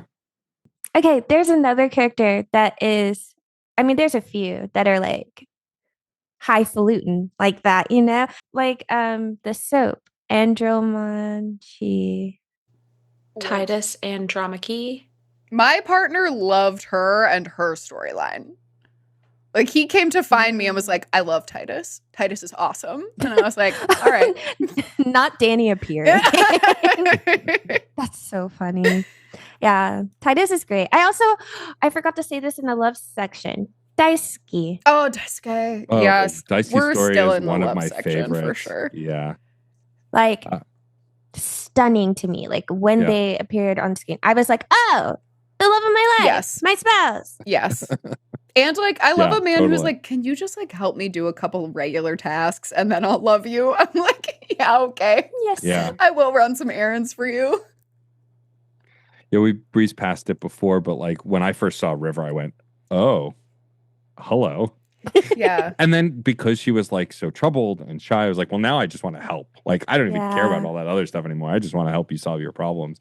Also frustrating how hot Reggie is. Like, how dare you? How dare you? Yeah, I mean, there were characters whose mechanics and dialogue I thought were challenging as well. But interestingly, like Hirohime, who you get towards the end, like trying to navigate that like an anime, I thought was really clever. I didn't like Jean-Lu as a character. Correct. It comes more from I like hip hop and nerdy hip hop, and there is so many better ways you could have gone about that. First of all, I know tons of awesome indie rappers who would have loved to voice this character who can actually rap. Yeah. But I get that it was meant to be bad, right? It's crapping, it's meant to be bad. But like everything else had been so sincere, and then this was like, let's make fun of rap with this crappy character. It really felt like a throw. Yeah. And it bummed me out. Like everything else was so clever, and this just felt like a conceit to make a character that you won't like, and that kind of bummed me out. Whereas I Roll Dini is just terrible in the best way. Like I just love how goofy he was. Like, you know, and so like I think that's the dichotomy of this game that mostly gets right. I'd say 98 or 97 times. For example, a singer who I love, Johnny Splash, was a delight.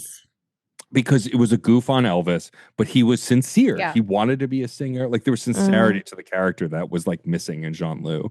I think Jean-Lu was a character that like I kind of put off completing their arc as long as I could because I just really disliked interacting with the character. I mean, it was like funny and like I think the game of it was like fun in theory, but really like kind of an unpleasant design. And just it was just jarring. No shade to them though, great work, but you know. Yeah, I mean, with 100 characters, there's going to be some misses. Yeah. Yeah. But it was annoying because like when I was first just figuring out how to play the game, and I was like, well, is it that, you know, like in every room there could be, and I was like, I think, you know, how many characters are there? Like, how does 100 characters manifest in a house? And I just kept running into Jean-Lu, and I was like, okay, fair, yeah. I could not. I say all that just to say that I'm saving that one for the very end, maybe even next time, because I just could not. I felt that way about Sinclair, especially because it took me like a while to understand what Sinclair needed from me. So I would like go around like in the laundry room next to Titus, there are like sponges. So I was like, oh, maybe the sponges or something, but it was Sinclair again. Yeah. Sometimes it's frustrating where it's one of those like very general household objects and they have accoutrement and you think like, you know, that's going to be something separate and it just isn't. That happened to me with Stefan a lot. I liked him though, so it was less disappointing when he popped up. Yeah, I agree. I love Stefan, but yeah, the same thing. I'm trying to think who else that happened with me a lot. The food critic person for Michelin. me. Yeah. There you go. Yeah. Yes. He was another one that I was like, he's fine. Yeah. I thought he was only okay. Christoph also, like, I hated it first, and then I was like, he's fine. Like, there are characters I think that were less fun to interact with because they were doing a bit, and the bit wasn't bad. It just didn't like sit well with me, and so like I didn't really want to interact with those characters very much. Rebel also, I ended up liking Rebel by the end, but I think I mean, it's a punk character you're designed not to really like, and then you come to like this understanding if you become friends, and like I think their design was great, and I think that their voice acting was great. I just think there was something about the character that didn't vibe with me that's different from like, I don't think Jean-Lu is a good character, right? Yeah. Again, it could just be to me that Jean-Lu's not a good character. Someone else might like that character, but I'm just, there were levels of it. And then there were characters also, like, there weren't a lot of characters I didn't want to romance, but there were some that I wanted to like Kopi, I think of is like a character that I love the character. I just wanted to be friends with them immediately. The moment I met them, I was like, oh, I love coffee. You love coffee. You're a dork. I'm a dork. Let's be friends.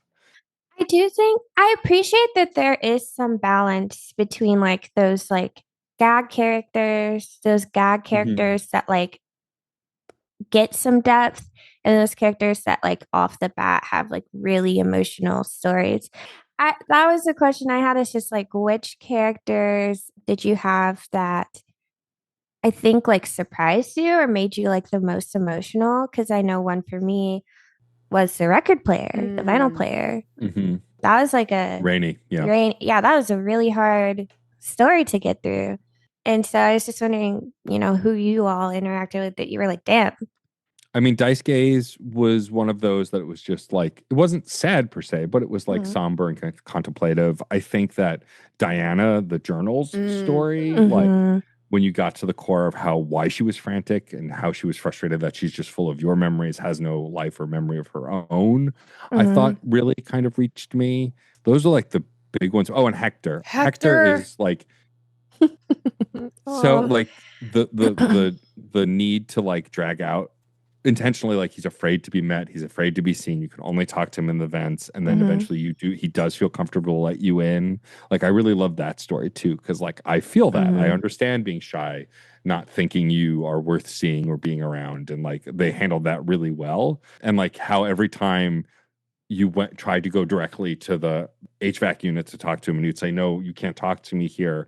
It was boundary setting too. Like I just think it was really touching and well done. Hector is one of my favorites. I think Hector was an unexpected one for me. That like as I started, because I met him not in the attic. Like I did his whole like don't go there, and like I went in that order. And oh my god, his language, he is hot. Also. Yeah. Yeah. Also, like, as a fan fiction girly, I was like absolutely enthralled by like, and the air will like caress up your elbow and your shoulder and like all these. And I was like, damn, what is happening? Like, I was like, I need to know what he looks like. Like, I was like aggressive about it by the time we got into the attic, where I was like, I need to know who this man is. Feral Claire for sure. And getting to read his Great Expectations with an absolutely profane image on the cover as one of those collectibles was like, there were fingers in a grate, you guys. There's no coming back from that, okay? I don't have the same tie to maybe that dateable as y'all do. But did Hector hate you? No, I think you're just less affected by that sort of thing than I am. Yeah, like I wasn't. Okay, if anything, fair. I come at it from just like that point of confusion, not in like that way, like, oh, I can't understand what Hector's feeling, but I was like, which of these greats can I go see to find this? Legit. You know what? It was hard. I felt that way about Aaron because I kept going to I kept trying to do the actual like temperature panel. What are those called? Thermostat. Thank you. I kept trying to do the thermostat, and I think it was like, I don't know, my first hour playing a game, and I was like, what the fuck am I doing wrong? And once I finally figured it out, and then I fell in love because Aaron's very attractive. But yeah, that was when I lost my marbles a bit. So I get what you mean. But I do think, I guess, on the question of like Barry Styles, I think. Yes. Barry. Yeah, that's a good one. Yeah. And the other one that I will not lie, I went in with kind of like annoyance that I did end up really loving. The plastic plant. Oh yes, Prissy. Her story ended up being so great. It was lovely. I think also a big one for me in the attic with Prissy was Zoe. When you first meet Zoe, and then unraveling what happened to her. I almost cried. Like it got so dark, and I was like, like that one was really well done. I think there's a little of that in all the characters, and Winifred ended up disliking me because of how I responded to her lifestyle. But she also was another one that, like, talking about that previous couple and the story. Like, this game can be both the dumbest and most emotional thing you've ever played at the same time, and I love games like that. Yeah, all of these characters go through something. Like, in order for you to have a relationship with them, it feels like something happens or changes. So there's a lot of character development. And at the same time, some of these people don't really change who they are at all. Like, some of them are Jean-Lu is who Jean-Lu is from start to finish. Wallace. We love Wallace. Oh, yes. Okay, Wow. so that was the thing. Did anyone, I recently found out this is even possible, did anyone get Wallace to speak? No, I got him to No. love me immediately after our first conversation. Yes. But Apparently, no. you can continue down Wallace's storyline to a point where there is an ending where he fully speaks full realized English sentences, and the I have no ending idea. frame about Wallace changes. Like, I think this isn't too big of a spoiler. I won't say what he does in the end, but in the end, typically you'll see wall, wall, wall, wall, wall, wall, wall. If you, there is a version of it that is fully written out with like a realized story of how his stuff ends if you get him to speak. I had Yeah, no idea. I was No Damn. way. Yeah, because I was reading in Brilliant. I was reading in the data decks, and it's like Oh, something okay. about Wallace, how you can like maybe there's a way to figure that out, and I guess there is, and I have no idea what it is, but I wanted to share that to see if anybody sort of accidentally stumbled upon that. My but- biggest underused tool in playing this game is Is the using the data data decks. decks. Same. I will say another character that I was like ready to get done with was Fantina. Oh, I kind of liked her. I loved actually. the voice acting. I No, know. me too. But I was like, not right. Well, and I Oh. feel bad because I also was not a big fan of Barry Styles either. Like, I liked him as a concept, but then I got so I was like, the great thing about Sure, this I game get is that that. I think between the four of us, we're all gonna love a character that someone else hates, and that's like so fun Yeah. as a concept. Like playing this game with other people, talking about this game with other people. Everybody has their like bias, and it's so fun to see the way that like sort of tells on your type. Exactly. Yeah. I was going to say, I would love, like if there's like a cap on it, we would say like absolute favorite. I mean, there are Dorian, 100, period. but absolute favorite. Really? Yeah. Wow. I didn't even. Dorian. Okay. I think Betty's my favorite. I one of the earliest ones I met, and like I just love her arc and her character. Yeah, Betty's easily my number one. Yeah, it might be Eddie and Vol Oh, yeah. or Dorian. See, But- that's what I was going to say. I would say like my number one. And again, I bombed it. I'd love a redemption arc, but Eddie and Vol. It's a good story. I was I like, highly yeah. recommend it. It's fun. It is really Yeah. nice Yeah. when you get them both. I love my two electrical boyfriends. I just don't know what it says about me. And we're not going to dive into that right now. No. I want to ask a slightly different variation of this question, which is which dateable would you actually want to be in a relationship with in real life? Or datables? Mm. Hold on. Wait, Kanisha, what's your number one? My number one, like, just I loved playing. Yeah. That's hard. Who's the most fun? I think my real life choice would be Mac. I think Mm. Mac is a character that I Mhm. really like. Seems pretty goofy and fun and down to earth. And so I think if I was picking a character based on the relationship and how it develops in the game, Mac would probably be my first choice. I don't know if I could do Mac just because of how much they lean into crypto by the end. That's true. That's true. That is true. But you never know. You never know. You never know. That's true. I pushed that part of their narrative out You of just my say, brain. we'll put that aside.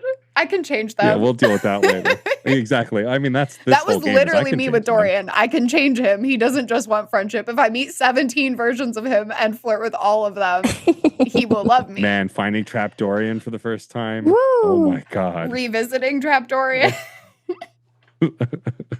Also, I have a garage door tattoo, and he wants to get Yeah. a garage Dorian tattoo. I mean, just Mm. synergy. How can you beat that? Exactly. I think, yeah. Also, I think in terms of real life, I guess he might be the most reasonable of my like top 5. I couldn't date the Hanks in real life. I would die. No, too much. I think my favorite to play through or play with might have been Nightmare. Mm. But my favorite, like, I would want to date Mateo in real life. Just Also a good super choice. You guys cute, would be super really good sweet. together, also. Yeah. Thank you, Claire. Now you're Yeah. feeding my delusion. I'll feed about your making delusion me- any day. Unfortunately, I may actually just date Cam in real life, which is awful, but that might be That's what I would do. hilarious. Cam the trash Yeah. can. Yeah. Yeah, that's another one. Whole other conversation we could have on that one that I just like. I went in thinking I'm gonna ace this one, And then I got halfway through and I was like, no, I'm not. And you know what? Thank goodness. I loved him. I loved him. Can I have 2 to this question of Sure. like, Mhm. okay. I have like 10. Yeah. Yeah, I've already changed my mind twice since Yeah. I've answered, so it's fine. Hot take answer is Connie Ooh. and Koa. Yeah. Yes. Okay, yeah, I can Koa's see that my totally. tie. Yeah. Still have thoughts on Hoover. Yeah. Yeah. Hoove would also Yeah. be a good. Or yeah, Hoover. Yeah. I No, need that's Hoove like, to give me a second chance. Real bad. Someone I'd want to be friends with and just like hang out on the couch and watch a movie with. Abel is my number one with a Yes. bullet. Yes. I loved Abel. I mean, and I've loved Steve Bloom since the Cowboy Bebop days and beyond. So like I've been a fan for a long time. But like also there was just something about that kind of like down home kind of Western kind of cowboy So nature sweet. that was like so sweet. Yeah. Is her name Florence? Yes. Yes, the floor. Mhm. Yeah. I think I would really enjoy dating her, but I think she would need a little bit more mommying than I'm capable of doing. That's why you got to date both her and Celia. You're right. There you You're go. right. You're Yeah, right. that's true. They're That's a package deal. self-actualization right there for you. You're like, Yeah. I would love to do this, but no, not. And Dirk. I would date Dirk in real life. Need Dirk. Yeah. Yeah. I have dated Harper in real life and I don't Yeah. recommend it. Yep.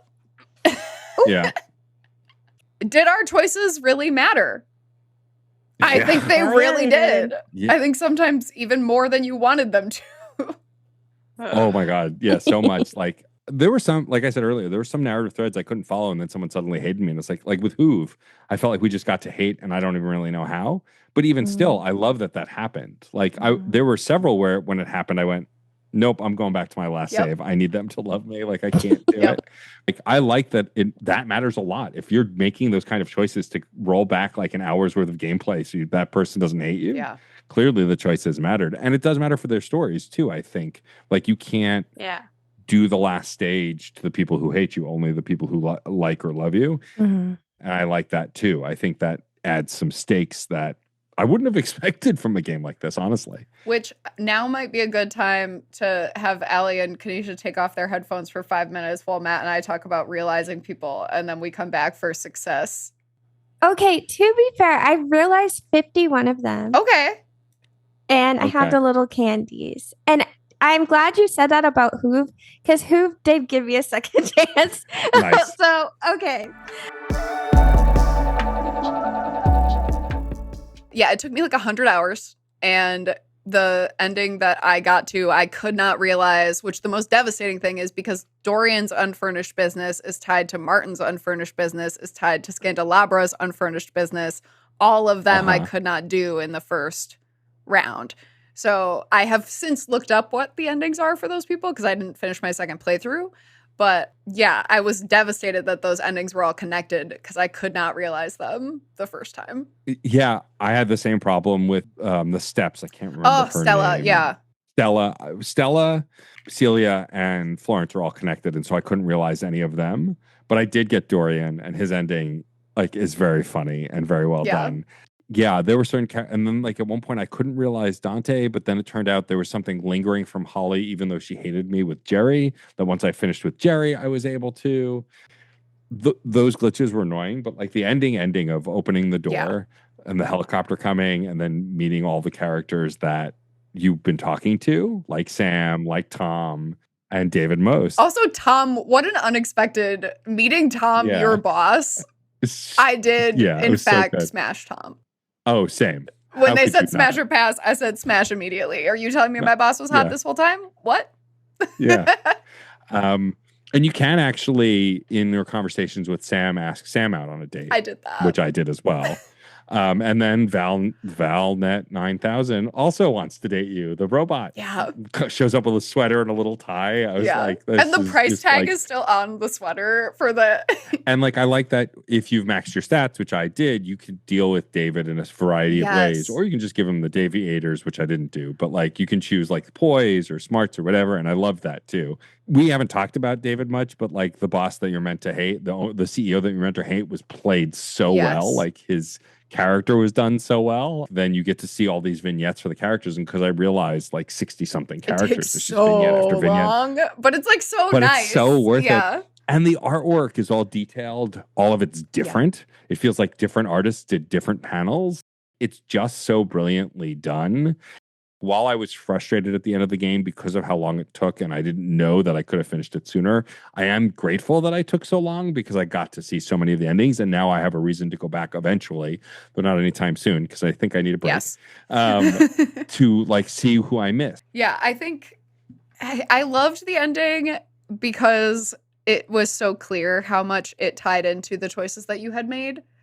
There were hunks, and you could feel in the game design, like, this is a hunk that would have been skipped if I didn't do X, Y, or Z, which is like, you know, and that might just be that I have a knowledge of games that made it feel like, okay, I can see where these like are slotting in. What a delight it was to figure out what's going on in the outside world. And like, I feel like I have complicated feelings on you don't actually, like, you can't end up in the traditional lifestyle, end up with picking an object and that object you live with and have a happy life together. Like the only person that you can really sort of like end up seeing in the end is Sam. Also, then there's a lot of like, and these objects come back and visit you, or these objects always make sure that you know when they're around, or like whatever. And I was like, you're telling me I can't propose to Dorian immediately? Like, yeah, the fact that there's no like long-term commitment with any of the characters, which I get. They want you to have the freedom to date whoever, and I like that. Boyfriend Dungeon does a similar thing where like they just explain away, oh, you can date everyone. Yep. But yeah, it was frustrating to not like have that true ending with Betty. It's like, can we just like stay in bed I was together? Like, what if the secret, us, like, me in the bed? Yeah, what can we have like a little secret second ending with those ones? Because it's, and I'm sure there's more than enough fan fiction about all of those things, but I was just very curious about that. And I want to touch on your experience with Keith because I got to know what happened with other people, because I feel like I got confused and then he was gone very quick. Like, I realized him way too soon, and I didn't realize he was going to, you know, take his candies with him when he went. I feel like I bungled it. Yeah, I realized him quickly too. I've got the first round of candies, and then I started doing his story and finding out where he came from, and then he just left, and he stole my money and left, and I was like, oh, I can't get more of those? Yep, Shit. it was like a real wild ride. I think I realized him too quickly because I think I missed part of his story with Dorian too. And I like definitely wanted to fully understand that, because then afterward, when you're talking with Dorian when Keith left, Dorian's like, oh yeah, so weird like that he did that. But I'm like, there's more to this.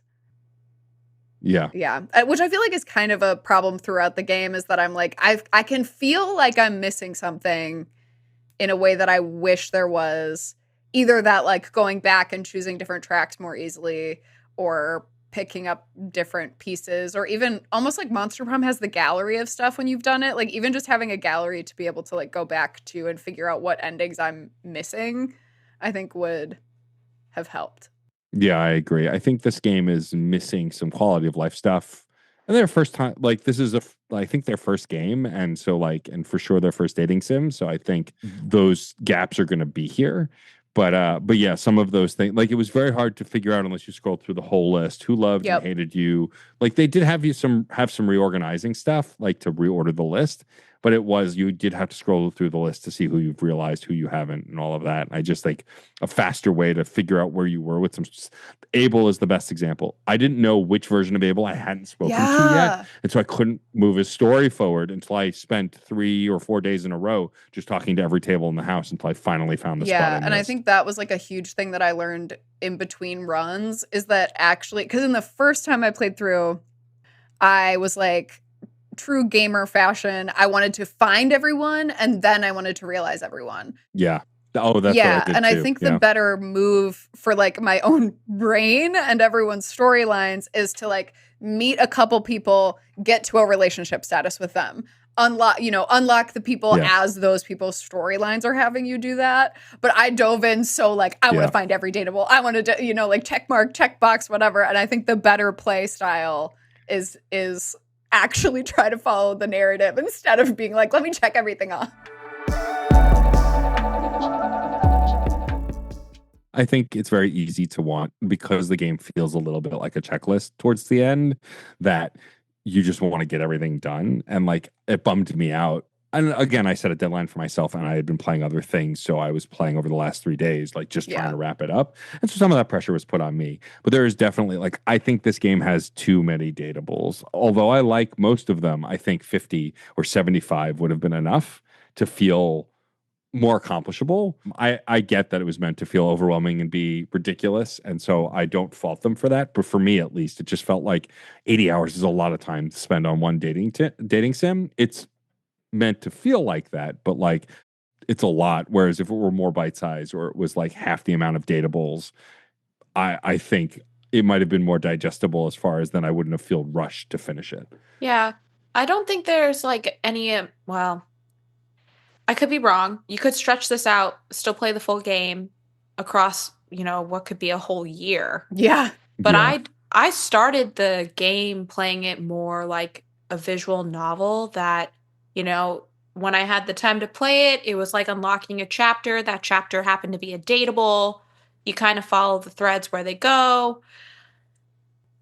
Maybe like when I got past 60, that's when it started to feel like a checklist again. So I think it's really true to what you were saying about like, 50, 75 datables is probably going to be like, a good max out. I think the other thing for me is like I was obviously playing this for capital C content for this podcast. I'm writing a review this month. I've been writing monthly reviews over on the Funny Games Patreon. And so like that stuff, like I'm putting a goal on it. Whereas a normal gamer who doesn't do a million things would just play this, maybe like you said, Allie, over the course of a year, and then it probably wouldn't feel overwhelming at all. But because I crunched, especially this past week, like for the last 7 days, I played nothing but Date Everything because I wanted to finish it, and I was only still in the very beginnings. That is going to paint a different picture and create a kind of fatigue that someone just, maybe this is one of the 3 games they've bought this year or whatever, they won't feel that kind of pressure. Yeah, and I think too, like I keep thinking about the interview I saw with one of the higher up folks on this game that was like, this game has as many words as Baldur's Gate 3. And I was like, that's wild. Huh? And like, it makes sense. I've never played a dating sim for 100 hours other than Baldur's Gate 3, honestly, probably. So like, and those obviously way fewer options and a lot of other stuff going on. And so like sort of switching us towards the end of like success. What is it? Did we have fun? Date Everything is like for sure a game that is committed to the bit.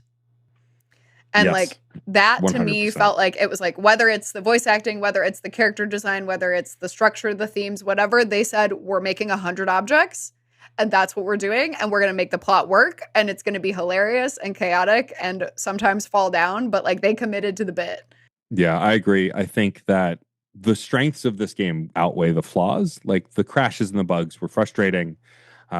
And normally, and I don't typically hold that against a game, especially an indie game. Like if it's a AAA game that's been in development for 10 years, it can still happen, but I'm less lenient than for an indie game where they're just trying to get it out there. But like I said it before, and I'll say it again, some of the best writing and voice acting in video game history, full stop. Without like not hyperbole, just is. And I think that while I think it was a little too long and some of the characters I would scrap personally, all in all, I think they succeeded at what they wanted to do. Like you said, Claire, they committed to the bit.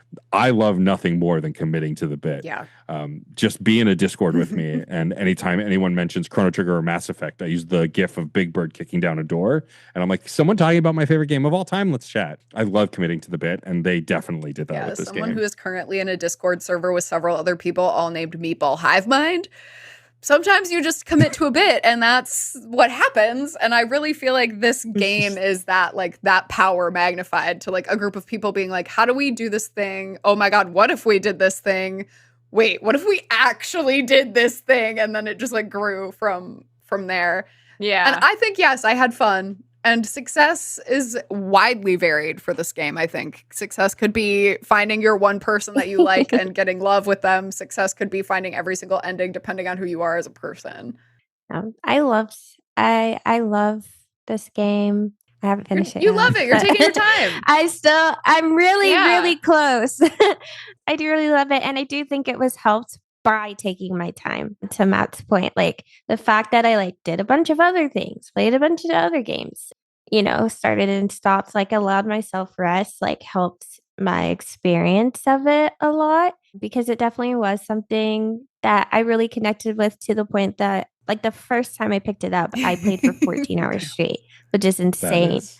It should not happen. And so like for people with brains like mine, it's very easy to latch on and then burn yourself out. So I was glad that this game is what it is and the size that it is because it just like for so many things, like I find it hard to return to, but it was not hard to return to this and to tell myself there's more to do, there's more to see, and it's worth like the burnout. And I think success for me too, I just learned so many things about relationships, which I wasn't, it's such a silly game to learn that kind of stuff from, but it was just, again, it was so beautifully well written that when we were talking earlier about like, okay, if you like get this certain ending with this character, that means it affects your endings with this, and this character. That's how it works in real life. Yeah. Those communal relationships that you have do like impact each other, do weigh on each other, and do change you. So I thought it was just like this, like the game itself is just such a creative way to think about like self actualization. Like, I don't know. I felt like it was just a success for me to get through it. Which is, I guess, the success of any game is to finish it, but like, in a different I mean, way. that's a really great point. I think like it doesn't judge your sexuality, your gender, what you're into, what you like. It says game on for all of it, right? It's characters set their limits, but like there is no way of how you love and what you love that's judged in this game. It is all open and accepted. How you identify and what you're into, all of it. You can say no to whatever you want, but it's all there, and none of it is like tongue in cheek, like we're making fun of the furries, which are always the ones that usually catch strays first. None of that, right? Monster fucking, any of it. Like all of it is just like whatever you're into, we've got something here. You want to date a dishwasher that talks in a robot voice? It's here for you. It's haunting, but it's there. Dishy's so scary. But big no so scary for me. Realize Dishy, I say, is scarier, but that's just me. But yeah, but like in all seriousness, like the fact that it takes queer representation and sexuality and all of that and just makes it an open book for people to experience and learn about. People explaining their preferences, what they like. Benoit is one of the best characters in the game, just explaining why people use sex toys and why they're important and that they're not a football, like all of that. Absolutely. And that's, I think, the game's greatest success is what you mentioned, Kanisha, that it's just open. It's an open book, and you can learn so much about yourself. Yeah, and other totally. people. I think just speaks to the long burn. If you're like me and the way a game looks does sometimes hinder your starting it, I would say don't let the walking sim aspect of this game stop you. Don't let anything about how this setup looks, if you just literally took a screenshot, don't let that stop you. Be in it for the long haul, for the slow burn. And there's so much that has been invested in this game that you will find yourself returning. So like even if it is that sort of slow burn and you're like, well, now it's done. So I guess that was just a whole chapter of my life. No, I think the chapter is going to continue. I feel pretty confident about that. It is such a fun game. And as we've all noted, the exposure to so many different things that may have not even crossed your path. I mean, if you don't do it for the fun of it, do it for just the pure curiosity of how many ways you could truly live your life. And in this case, your romantic one. So I loved it. Well, that seems like a good time to move into ratings. Here at Date With Us, we make everyone do 3 ratings. We do a spice rating for the steaminess, for the sexiness. We do a romance rating because we know that those things are not always the same. And then we do an overall rating for ourselves. So it's not necessarily, we take a page out of our No Small Games, Girlies, Friends books of just the idea of, we know that what we say as a rating is going to be flexible. And if there is a person here who you've been listening throughout the episode and you sort of identify with their gamer style, or perhaps in this case with their types, this may be a more, they might be the one to latch onto for that overall rating. Is anybody, we're going to start with Spice. What's our scale? Out of 10 usually. You got it. But sometimes out of things like we've done out of 10 tentacles, we've done out of peppers, I think we've done flexible to whatever object you'd like to rate on, I suppose. I mean, I'll go first for spice. I think this gets a 10 out of 10 date viators. Nice. Harder working. Mhm. 10 out of 10 date viators in spice. I think that it is explicit when you want it to be, but you can also make it not if you don't. As I said, these characters are just biting their lips and blushing, and it's enough to be like, oh my. Like the Mhm. descriptions of the acts, if you want to engage in them, are very detailed, sometimes very poetic, sometimes very even vulgar. But like, I think they Mhm. wanted to keep it true to what they were trying to deliver. And so I think it gets 10 out of 10 for that for sure. Yeah, I was oscillating between a 9 and a 10. And I think that's partially because I'm like, if we're going to lean in, let's Yeah. lean all the way in. If I'm getting a half-hour adventure underground, I want a 10-minute adventure with at least one of these characters. But then I'm like, we walk a Mhm. fine line here of like, at what point do things become porn game versus dating sim? But that's a much larger conversation. Right. Sure. But I think Mhm. I'm gonna go with a 9, just because Okay. I think something we talked about, Matt, and like the idea of wanting a little more out of certain endings. I think that's where I'm leaving Sure. my Yes. Okay. that's where Good I'm leaving point. my 9 out of 10. But I think super steamy, and the steam they have, good steam. 8 out of 10 stoves. I think it could be slightly nastier. That's all. I think maybe we could see more. That's Maybe that's I think the fair. descriptions are pretty good. But I think we could see like a little bit more. And I say this as someone who bought the DLC too. And we do see a good bit. But like I just think there's more to see. A lot is left to the imagination, and the imagination is very evocative. I will say. Like there's a lot to imagine. Give me an art But- book to up Yeah. that steam. Oh. Like, give me Yeah. let's Yeah. Baby. Yeah. Yes. Yeah. right. I feel like that would help fill out the. Yeah. Yeah. Agreed. But I feel like Mhm. with that being said, I would give it a 10 out of 10 on the Yeah. Date Theaters as well. I really would. I do Ooh. think it surprised me at just how spicy it was. And again, we Mhm. know that there are games that are obviously taking all that to the like extreme, and you could really just go out and get those. But if that is not your cup of tea, Yeah. and you still, you will be pleasantly surprised. And yes. Not me being the creep. I literally was just thinking about I'm how joking. hilarious it is. The two hosts of the show are like, I don't know, could have been sexier. Could have been hotter. Yeah. Could have That's been legit. sexier. You've seen more than we've seen. I True think- fact. I think, see, and honestly, Kanisha, I am now tempted to knock down my 9 to an 8 for spice and a 9 for romance, because I think they had more romance than spice. But I'm also like, if this isn't a 10 out of 10 romance for me, like literally what is? So I'm kind of like, maybe it is a 10 out of 10. I think it's a 10 out. Well, Yeah. it's a 10 out of 10 romance for me. There's just so much There's in so so many much different love. forms. Like it's just hard to beat. Yeah. I feel happy. I just want to keep talking about this game. I'm like, I love this game. I love everybody. I love everything.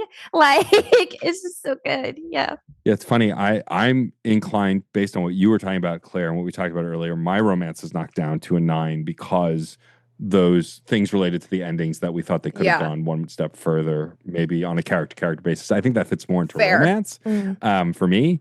And so like, but that said, it's still a 9 out of 10. Like the way you develop relationships, like we were just praising it a second ago. Like I agree. It's still one of the best, if not the best. Yeah. Mhm. Wait, does that mean I'm the last one to give the romance rating? Yeah. Okay, Yes. I have to be honest. I would give this an 8. Fair. Okay. Now, Ooh, it let's hear. it definitely hits on a lot of things that a lot of people would love.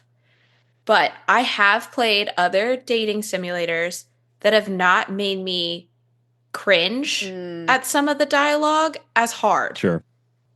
I'm someone who yes, the fantasy of it all is so great. And then when it comes out in words, sometimes I'm like, wait, nope, that ruined it. So in all fairness, with that caveat, I still do feel like the 8 out of 10 Date Theaters tracks with the amount of dialogues that I witnessed in my playthrough that didn't make me cringe. So there's still like a good 20% that I was like, it's so cringy. I kind of just really want to skip through it. And that's not on the spicy meter. That truly is on more of like we're going for the love ending and the romantic pieces.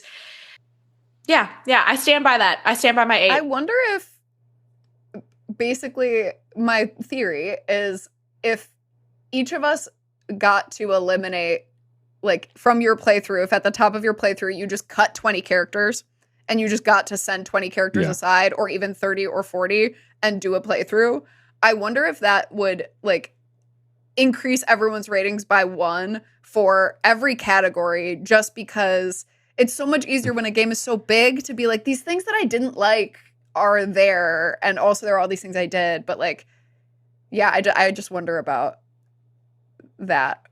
That's obviously not a thing that they can like put in the game easily, but I'm like, let me do a run in my house without these like 20 people who I don't care about. Exactly, right? I mean, that's the beauty of the game, though, is that you can kind of end it whenever you want. So you can, on a second playthrough, just ignore go after them. the characters you either missed the first time or that you care about more or whatever, yeah. Overall ratings.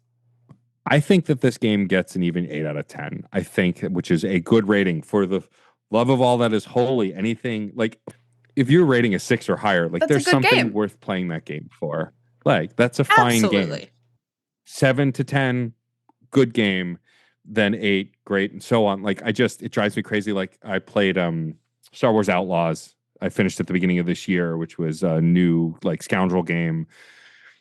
It was one of the best Star Wars experience that I ever had. Was it an 8 out of 10 game? You bet your ass it was. It had bugs, it had problems, but it was still a fun game that other people should play. And it just drives me crazy. As someone who is recently committed to doing numerical ratings for the written reviews I've been doing, which is a mistake in and of itself, as that we all accept, I need to say that an 8, a 7, even a 6, there's, validity to playing those games, and even maybe less. But now that I've gotten off my soapbox, I think it's an 8 out of 10 because there were some things that still bothered me. There were issues, like, I don't want to penalize the game for the crashes, but it definitely does affect the experience, like, without a doubt. And then to me, like, I liked the music, but I thought it did the job. It wasn't like, I'm going to mention a million times because I can't be on that episode. The Boyfriend Dungeon soundtrack, Boyfriend Dungeon soundtrack is immaculate. All bangers. Like, and not all games need that, right? I think, as you said, Claire, the character themes were all well done, thoughtful, but like, even games that have music in the background, like, say, a Coffee Talk, like, I engaged with that soundtrack more. I listened to it more, whereas this was just kind of there, but doing its job, which is totally fair and fine. But I wasn't blown away by it. And, again, there were like some missteps here, felt too long, some characters I couldn't stand. Some of those characters might have been designed to be annoying, which is totally fine. But just based on my personal taste, as we love the No Small Games girlies, it gets a 8 out of 10 mats, in the sense that, like, for me, I think it's a very good game. There are things that could make it better. I haven't played the DLC. Who knows if we'll get a sequel? Maybe repeated playthroughs will change that. Because also, that's the same thing about, for me at least, ratings aren't permanent. They don't last forever. They fluctuate. Like, Mass Effect 1 was a 10 out of 10 game the first time I played it, but now, having replayed it a bunch of times, it's the worst of the 3 games to me. So, like, it's not really a 10 out of 10 experience. Because now there's more too, right? Yeah, like, right. And the shooting in the first game is very bad unless you play the Legendary Edition. It's not great. So bad. Not great. So bad. When you guys decide to cover Mass Effect as a dating sim, at some point I'm going to have to reveal I've never played Mass Effect, and it sounds like I'm going to have to use this as a reason to play it. I'm adding it to the sheet right now. So much fun. Maybe this is the group for Mass Effect, actually, also. So, but yeah, so 8 out of 10. I think it's a very good game. I think it's totally worth playing. And that said, if you love dating sims, you have to play this game. Without a doubt. Like, for non-dating sim players or first-time players, I think there's a lot here. I think you could enjoy it. But for dating sim fans, like, this is a must-play, without a doubt. Absolutely. Yeah, I would say for a dating sim, 10 out of 10. As a game, as a game experience for someone who also plays games, I too think I'm sitting around an 8. I think there were pieces of it that really, pared down, slowed me down, or bogged me down a little bit. And I wonder too if that's the playing it for content, being like, I'm gotta play it more and more and more as much as possible. And like, that might have been a little different. But this is a game I will recommend to pretty much anyone who's asking me questions about dating sims and stuff. Like, between Boyfriend Dungeon, Monster Prom, Date Everything is going to be up there in that dialogue for me now. But it is such a big time commitment. But also, it's such a big time commitment at such a low price point. Like for a 100-hour game to be $30 is That's awesome. a good point. And so like that for me keeps it up at an 8, where it's like, yeah, no, this is like a manageable experience. Especially if you're like, if you are not a completionist, this is also a great experience. Right. If you're a completionist, you may not want to play this game. It will take you 500 hours at least to be able to actually do all of the achievements in this game. But am I going to do it over the course of my life? Probably. I'm going to try. Yeah, I think now that you bring up the price point, I'm like, oh, okay. I don't know. I was going to say 7, but I actually was maybe like, I don't know. That's a good point. Like 7.5. But I'm hovering there. And I think because, just as an example, I'm someone who's played Fire Emblem 3 Houses 3 times over to completion, right? Because I was like, I need that ending. Yes. You know, like, and that's unimaginable. See, yeah, so like that that's where I'm coming from when I give this that 7, that /7.5 with the price point. And I just think it's not immersive enough for me to want to give it an 8. I think there's a lot of things about how you play the game that might be hindering that for me. But I do think it was 1, worth the money, 2, worth the time, and 3, especially if you are someone who tends towards like visual novels, again, aside from just even dating sims, like you will have a blast. So I would give it a 7.5.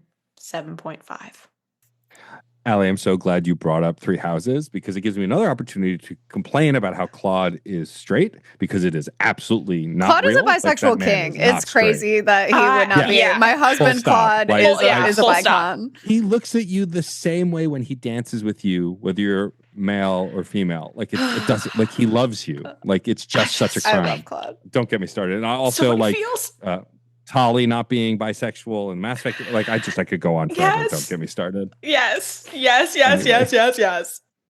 What do I think about this game? As someone who like trends a bit more towards like, let's play dating sims, let's play like something really cute, simple, Call of the Lamb, like just like all sorts of sims. I think I lean like a 9 out of 10 overall, just because of my taste, and also I just think, again, it's hard for me to find games that like I really want to replay like over and over and over, and this is like one of those, I won't say rare, but not as common games where I'm like, I really can see myself like trying to get every achievement, trying to like, it's just a super rich game. It's not too, this is going to sound like a dig, but it's not too much thought that I feel overwhelmed. Like when I load into like, what is it? Ghost of Tsushima. I'm just like, I'm scared. Like, there's a lot that I'm going to have to sit down and do a lot of thinking and doing. This game is like a good game for me. Like, it's a Saturday. I don't have any plans. I want to make sure I do something else with my day, but I can kick my feet up and like make some real progress and like feel engaged. And so I think that is where I am. And it's just a touching story. And it's by like an indie publisher, and I just feel like it's a real achievement in that front. So 9 out of 10 for me, 10 out of 10 of all dating sims. A like going down the Hall of Fame, a like everyone has said, a must play for people who like dating sims. But definitely like one of the first games I would recommend, and like I'm excited to recommend to my friends who I know like don't play dating sims, or kind of like scoff at them a bit, to be like, no, that let's like break down your expectations a little bit. This is really cool. So next question is our final like segment of the show. I'll never know the difference between those things. What are we leaving behind in Date Everything? The other, because we're still finding ourselves as a podcast, I wanted to offer a different ending question, which is, if you were going to be an object to be realized, how do you think people might find you? What object would you be? But if you have I'm leaving this behind, I have no interest in what object I am, that's fine too. But I'm just curious. Oh, I mean, mine is obviously I'm a podcast microphone. I'm an RE20. Like I for the last 13 years, I've been known as a podcaster. I've done lots of other things. I've been a DJ just as long, but I don't do as many live shows, mostly private events. So like I'd either be a turntable or a microphone, but I think you'd find an RE20 in the office setup and you'd click on it and then I would appear. I think that's the obvious answer for me. That's me. Because I think that's actually what we're leaving behind is ourselves as the object in the home. Yeah. Yes, I love this. I do think I know mine. Just off the top of my head. So like a tablet, right? Like an iPad. Yeah, let's say an iPad. I'm not the iPad. I'm the pencil. Yeah. I love that it. you put with the iPad. Amazing. Stylus. There we go. Sure, yeah. Thank you. I love that. That's such a great answer. I'm torn because my impulse, she does exist in the game as all of the office supplies. Penny exists as all of the office supplies. Yeah. But I think I might be a bulletin board. Specifically because like growing up, I had all of the like classic I had bulletin boards all over my room so that I could always change stuff. I had a bulletin board that I literally called my boy board, and it had all the boys all the famous boys specifically, because I didn't want to put regular boys on there because I didn't need them knowing. Yeah. But like I brought that boy board to college. That is too long into your life.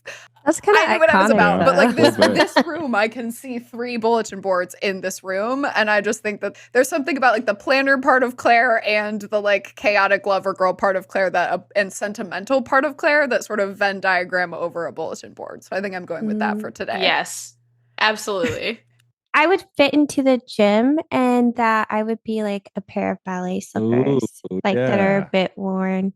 Yeah, I was worried that it would be like a little too similar to what Duncan is, but no, it's entirely different. So I think, for me, like part of my journey and that some of what this game has made me reflect on is like my relationship to my things and my relationship to myself and how that's like been changing over time. And I think that's hinted too at like, Monique is like, oh, you don't see me, you don't come to see me, we can modify this. Like most people only come to see me when they need to access their savings, or like Duncan and Shelly and Christoph are all like, it's rare that you ever come in here. We can make some lifestyle changes. And so I think for me, like I'm a former dancer and I've like been returning to dance as I need to like get back in touch with movement in my current lifestyle. And so I just feel like that journey of like, this is something you used to love to do or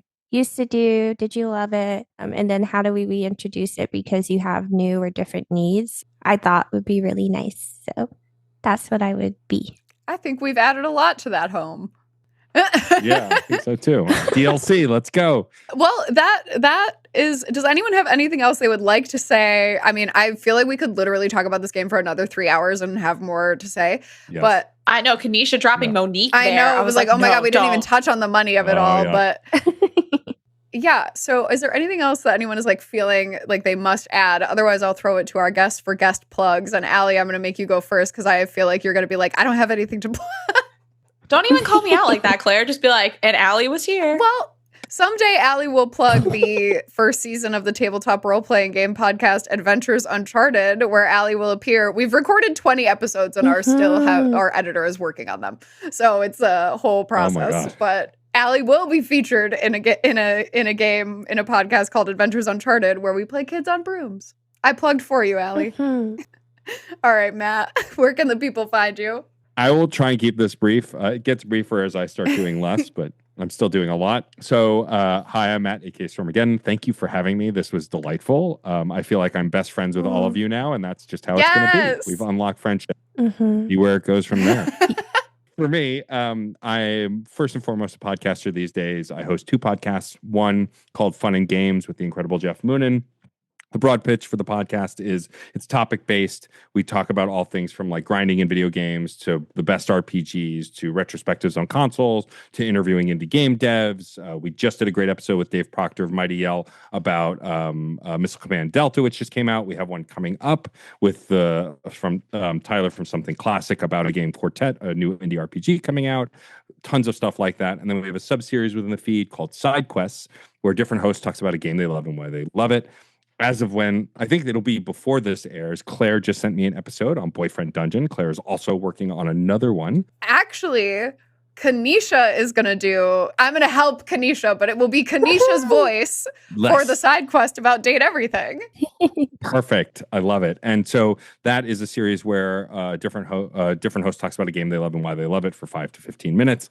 There is no pressure other than that you love that game and you tell us what you love about it. Good games, bad games. We have a saying on the podcast, which is every game is somebody's favorite. Quality of games does not matter. It's if someone loves the game, they love it. So that's Fun and Games and Side Quests. And the other show I do is called Reignite.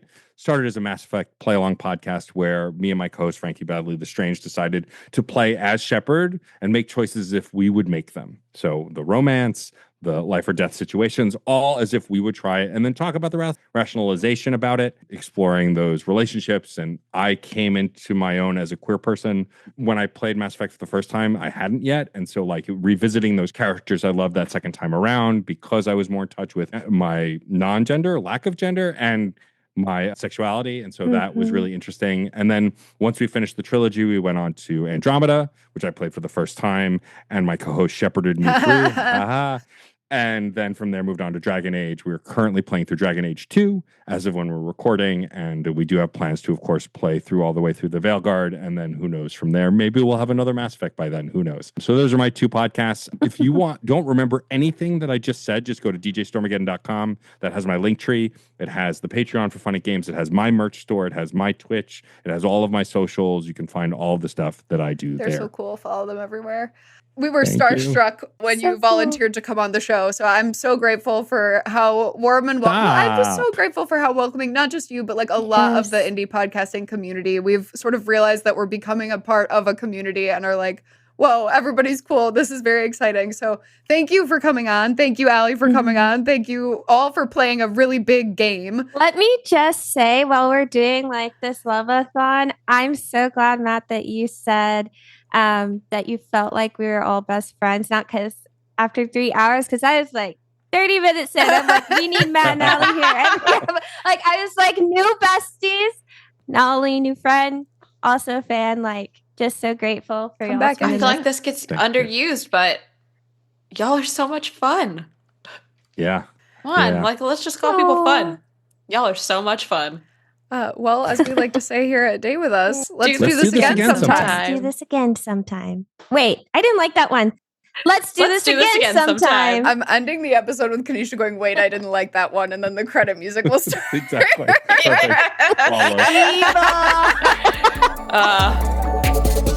Date With Us is produced and co-hosted by Claire and Kanisha.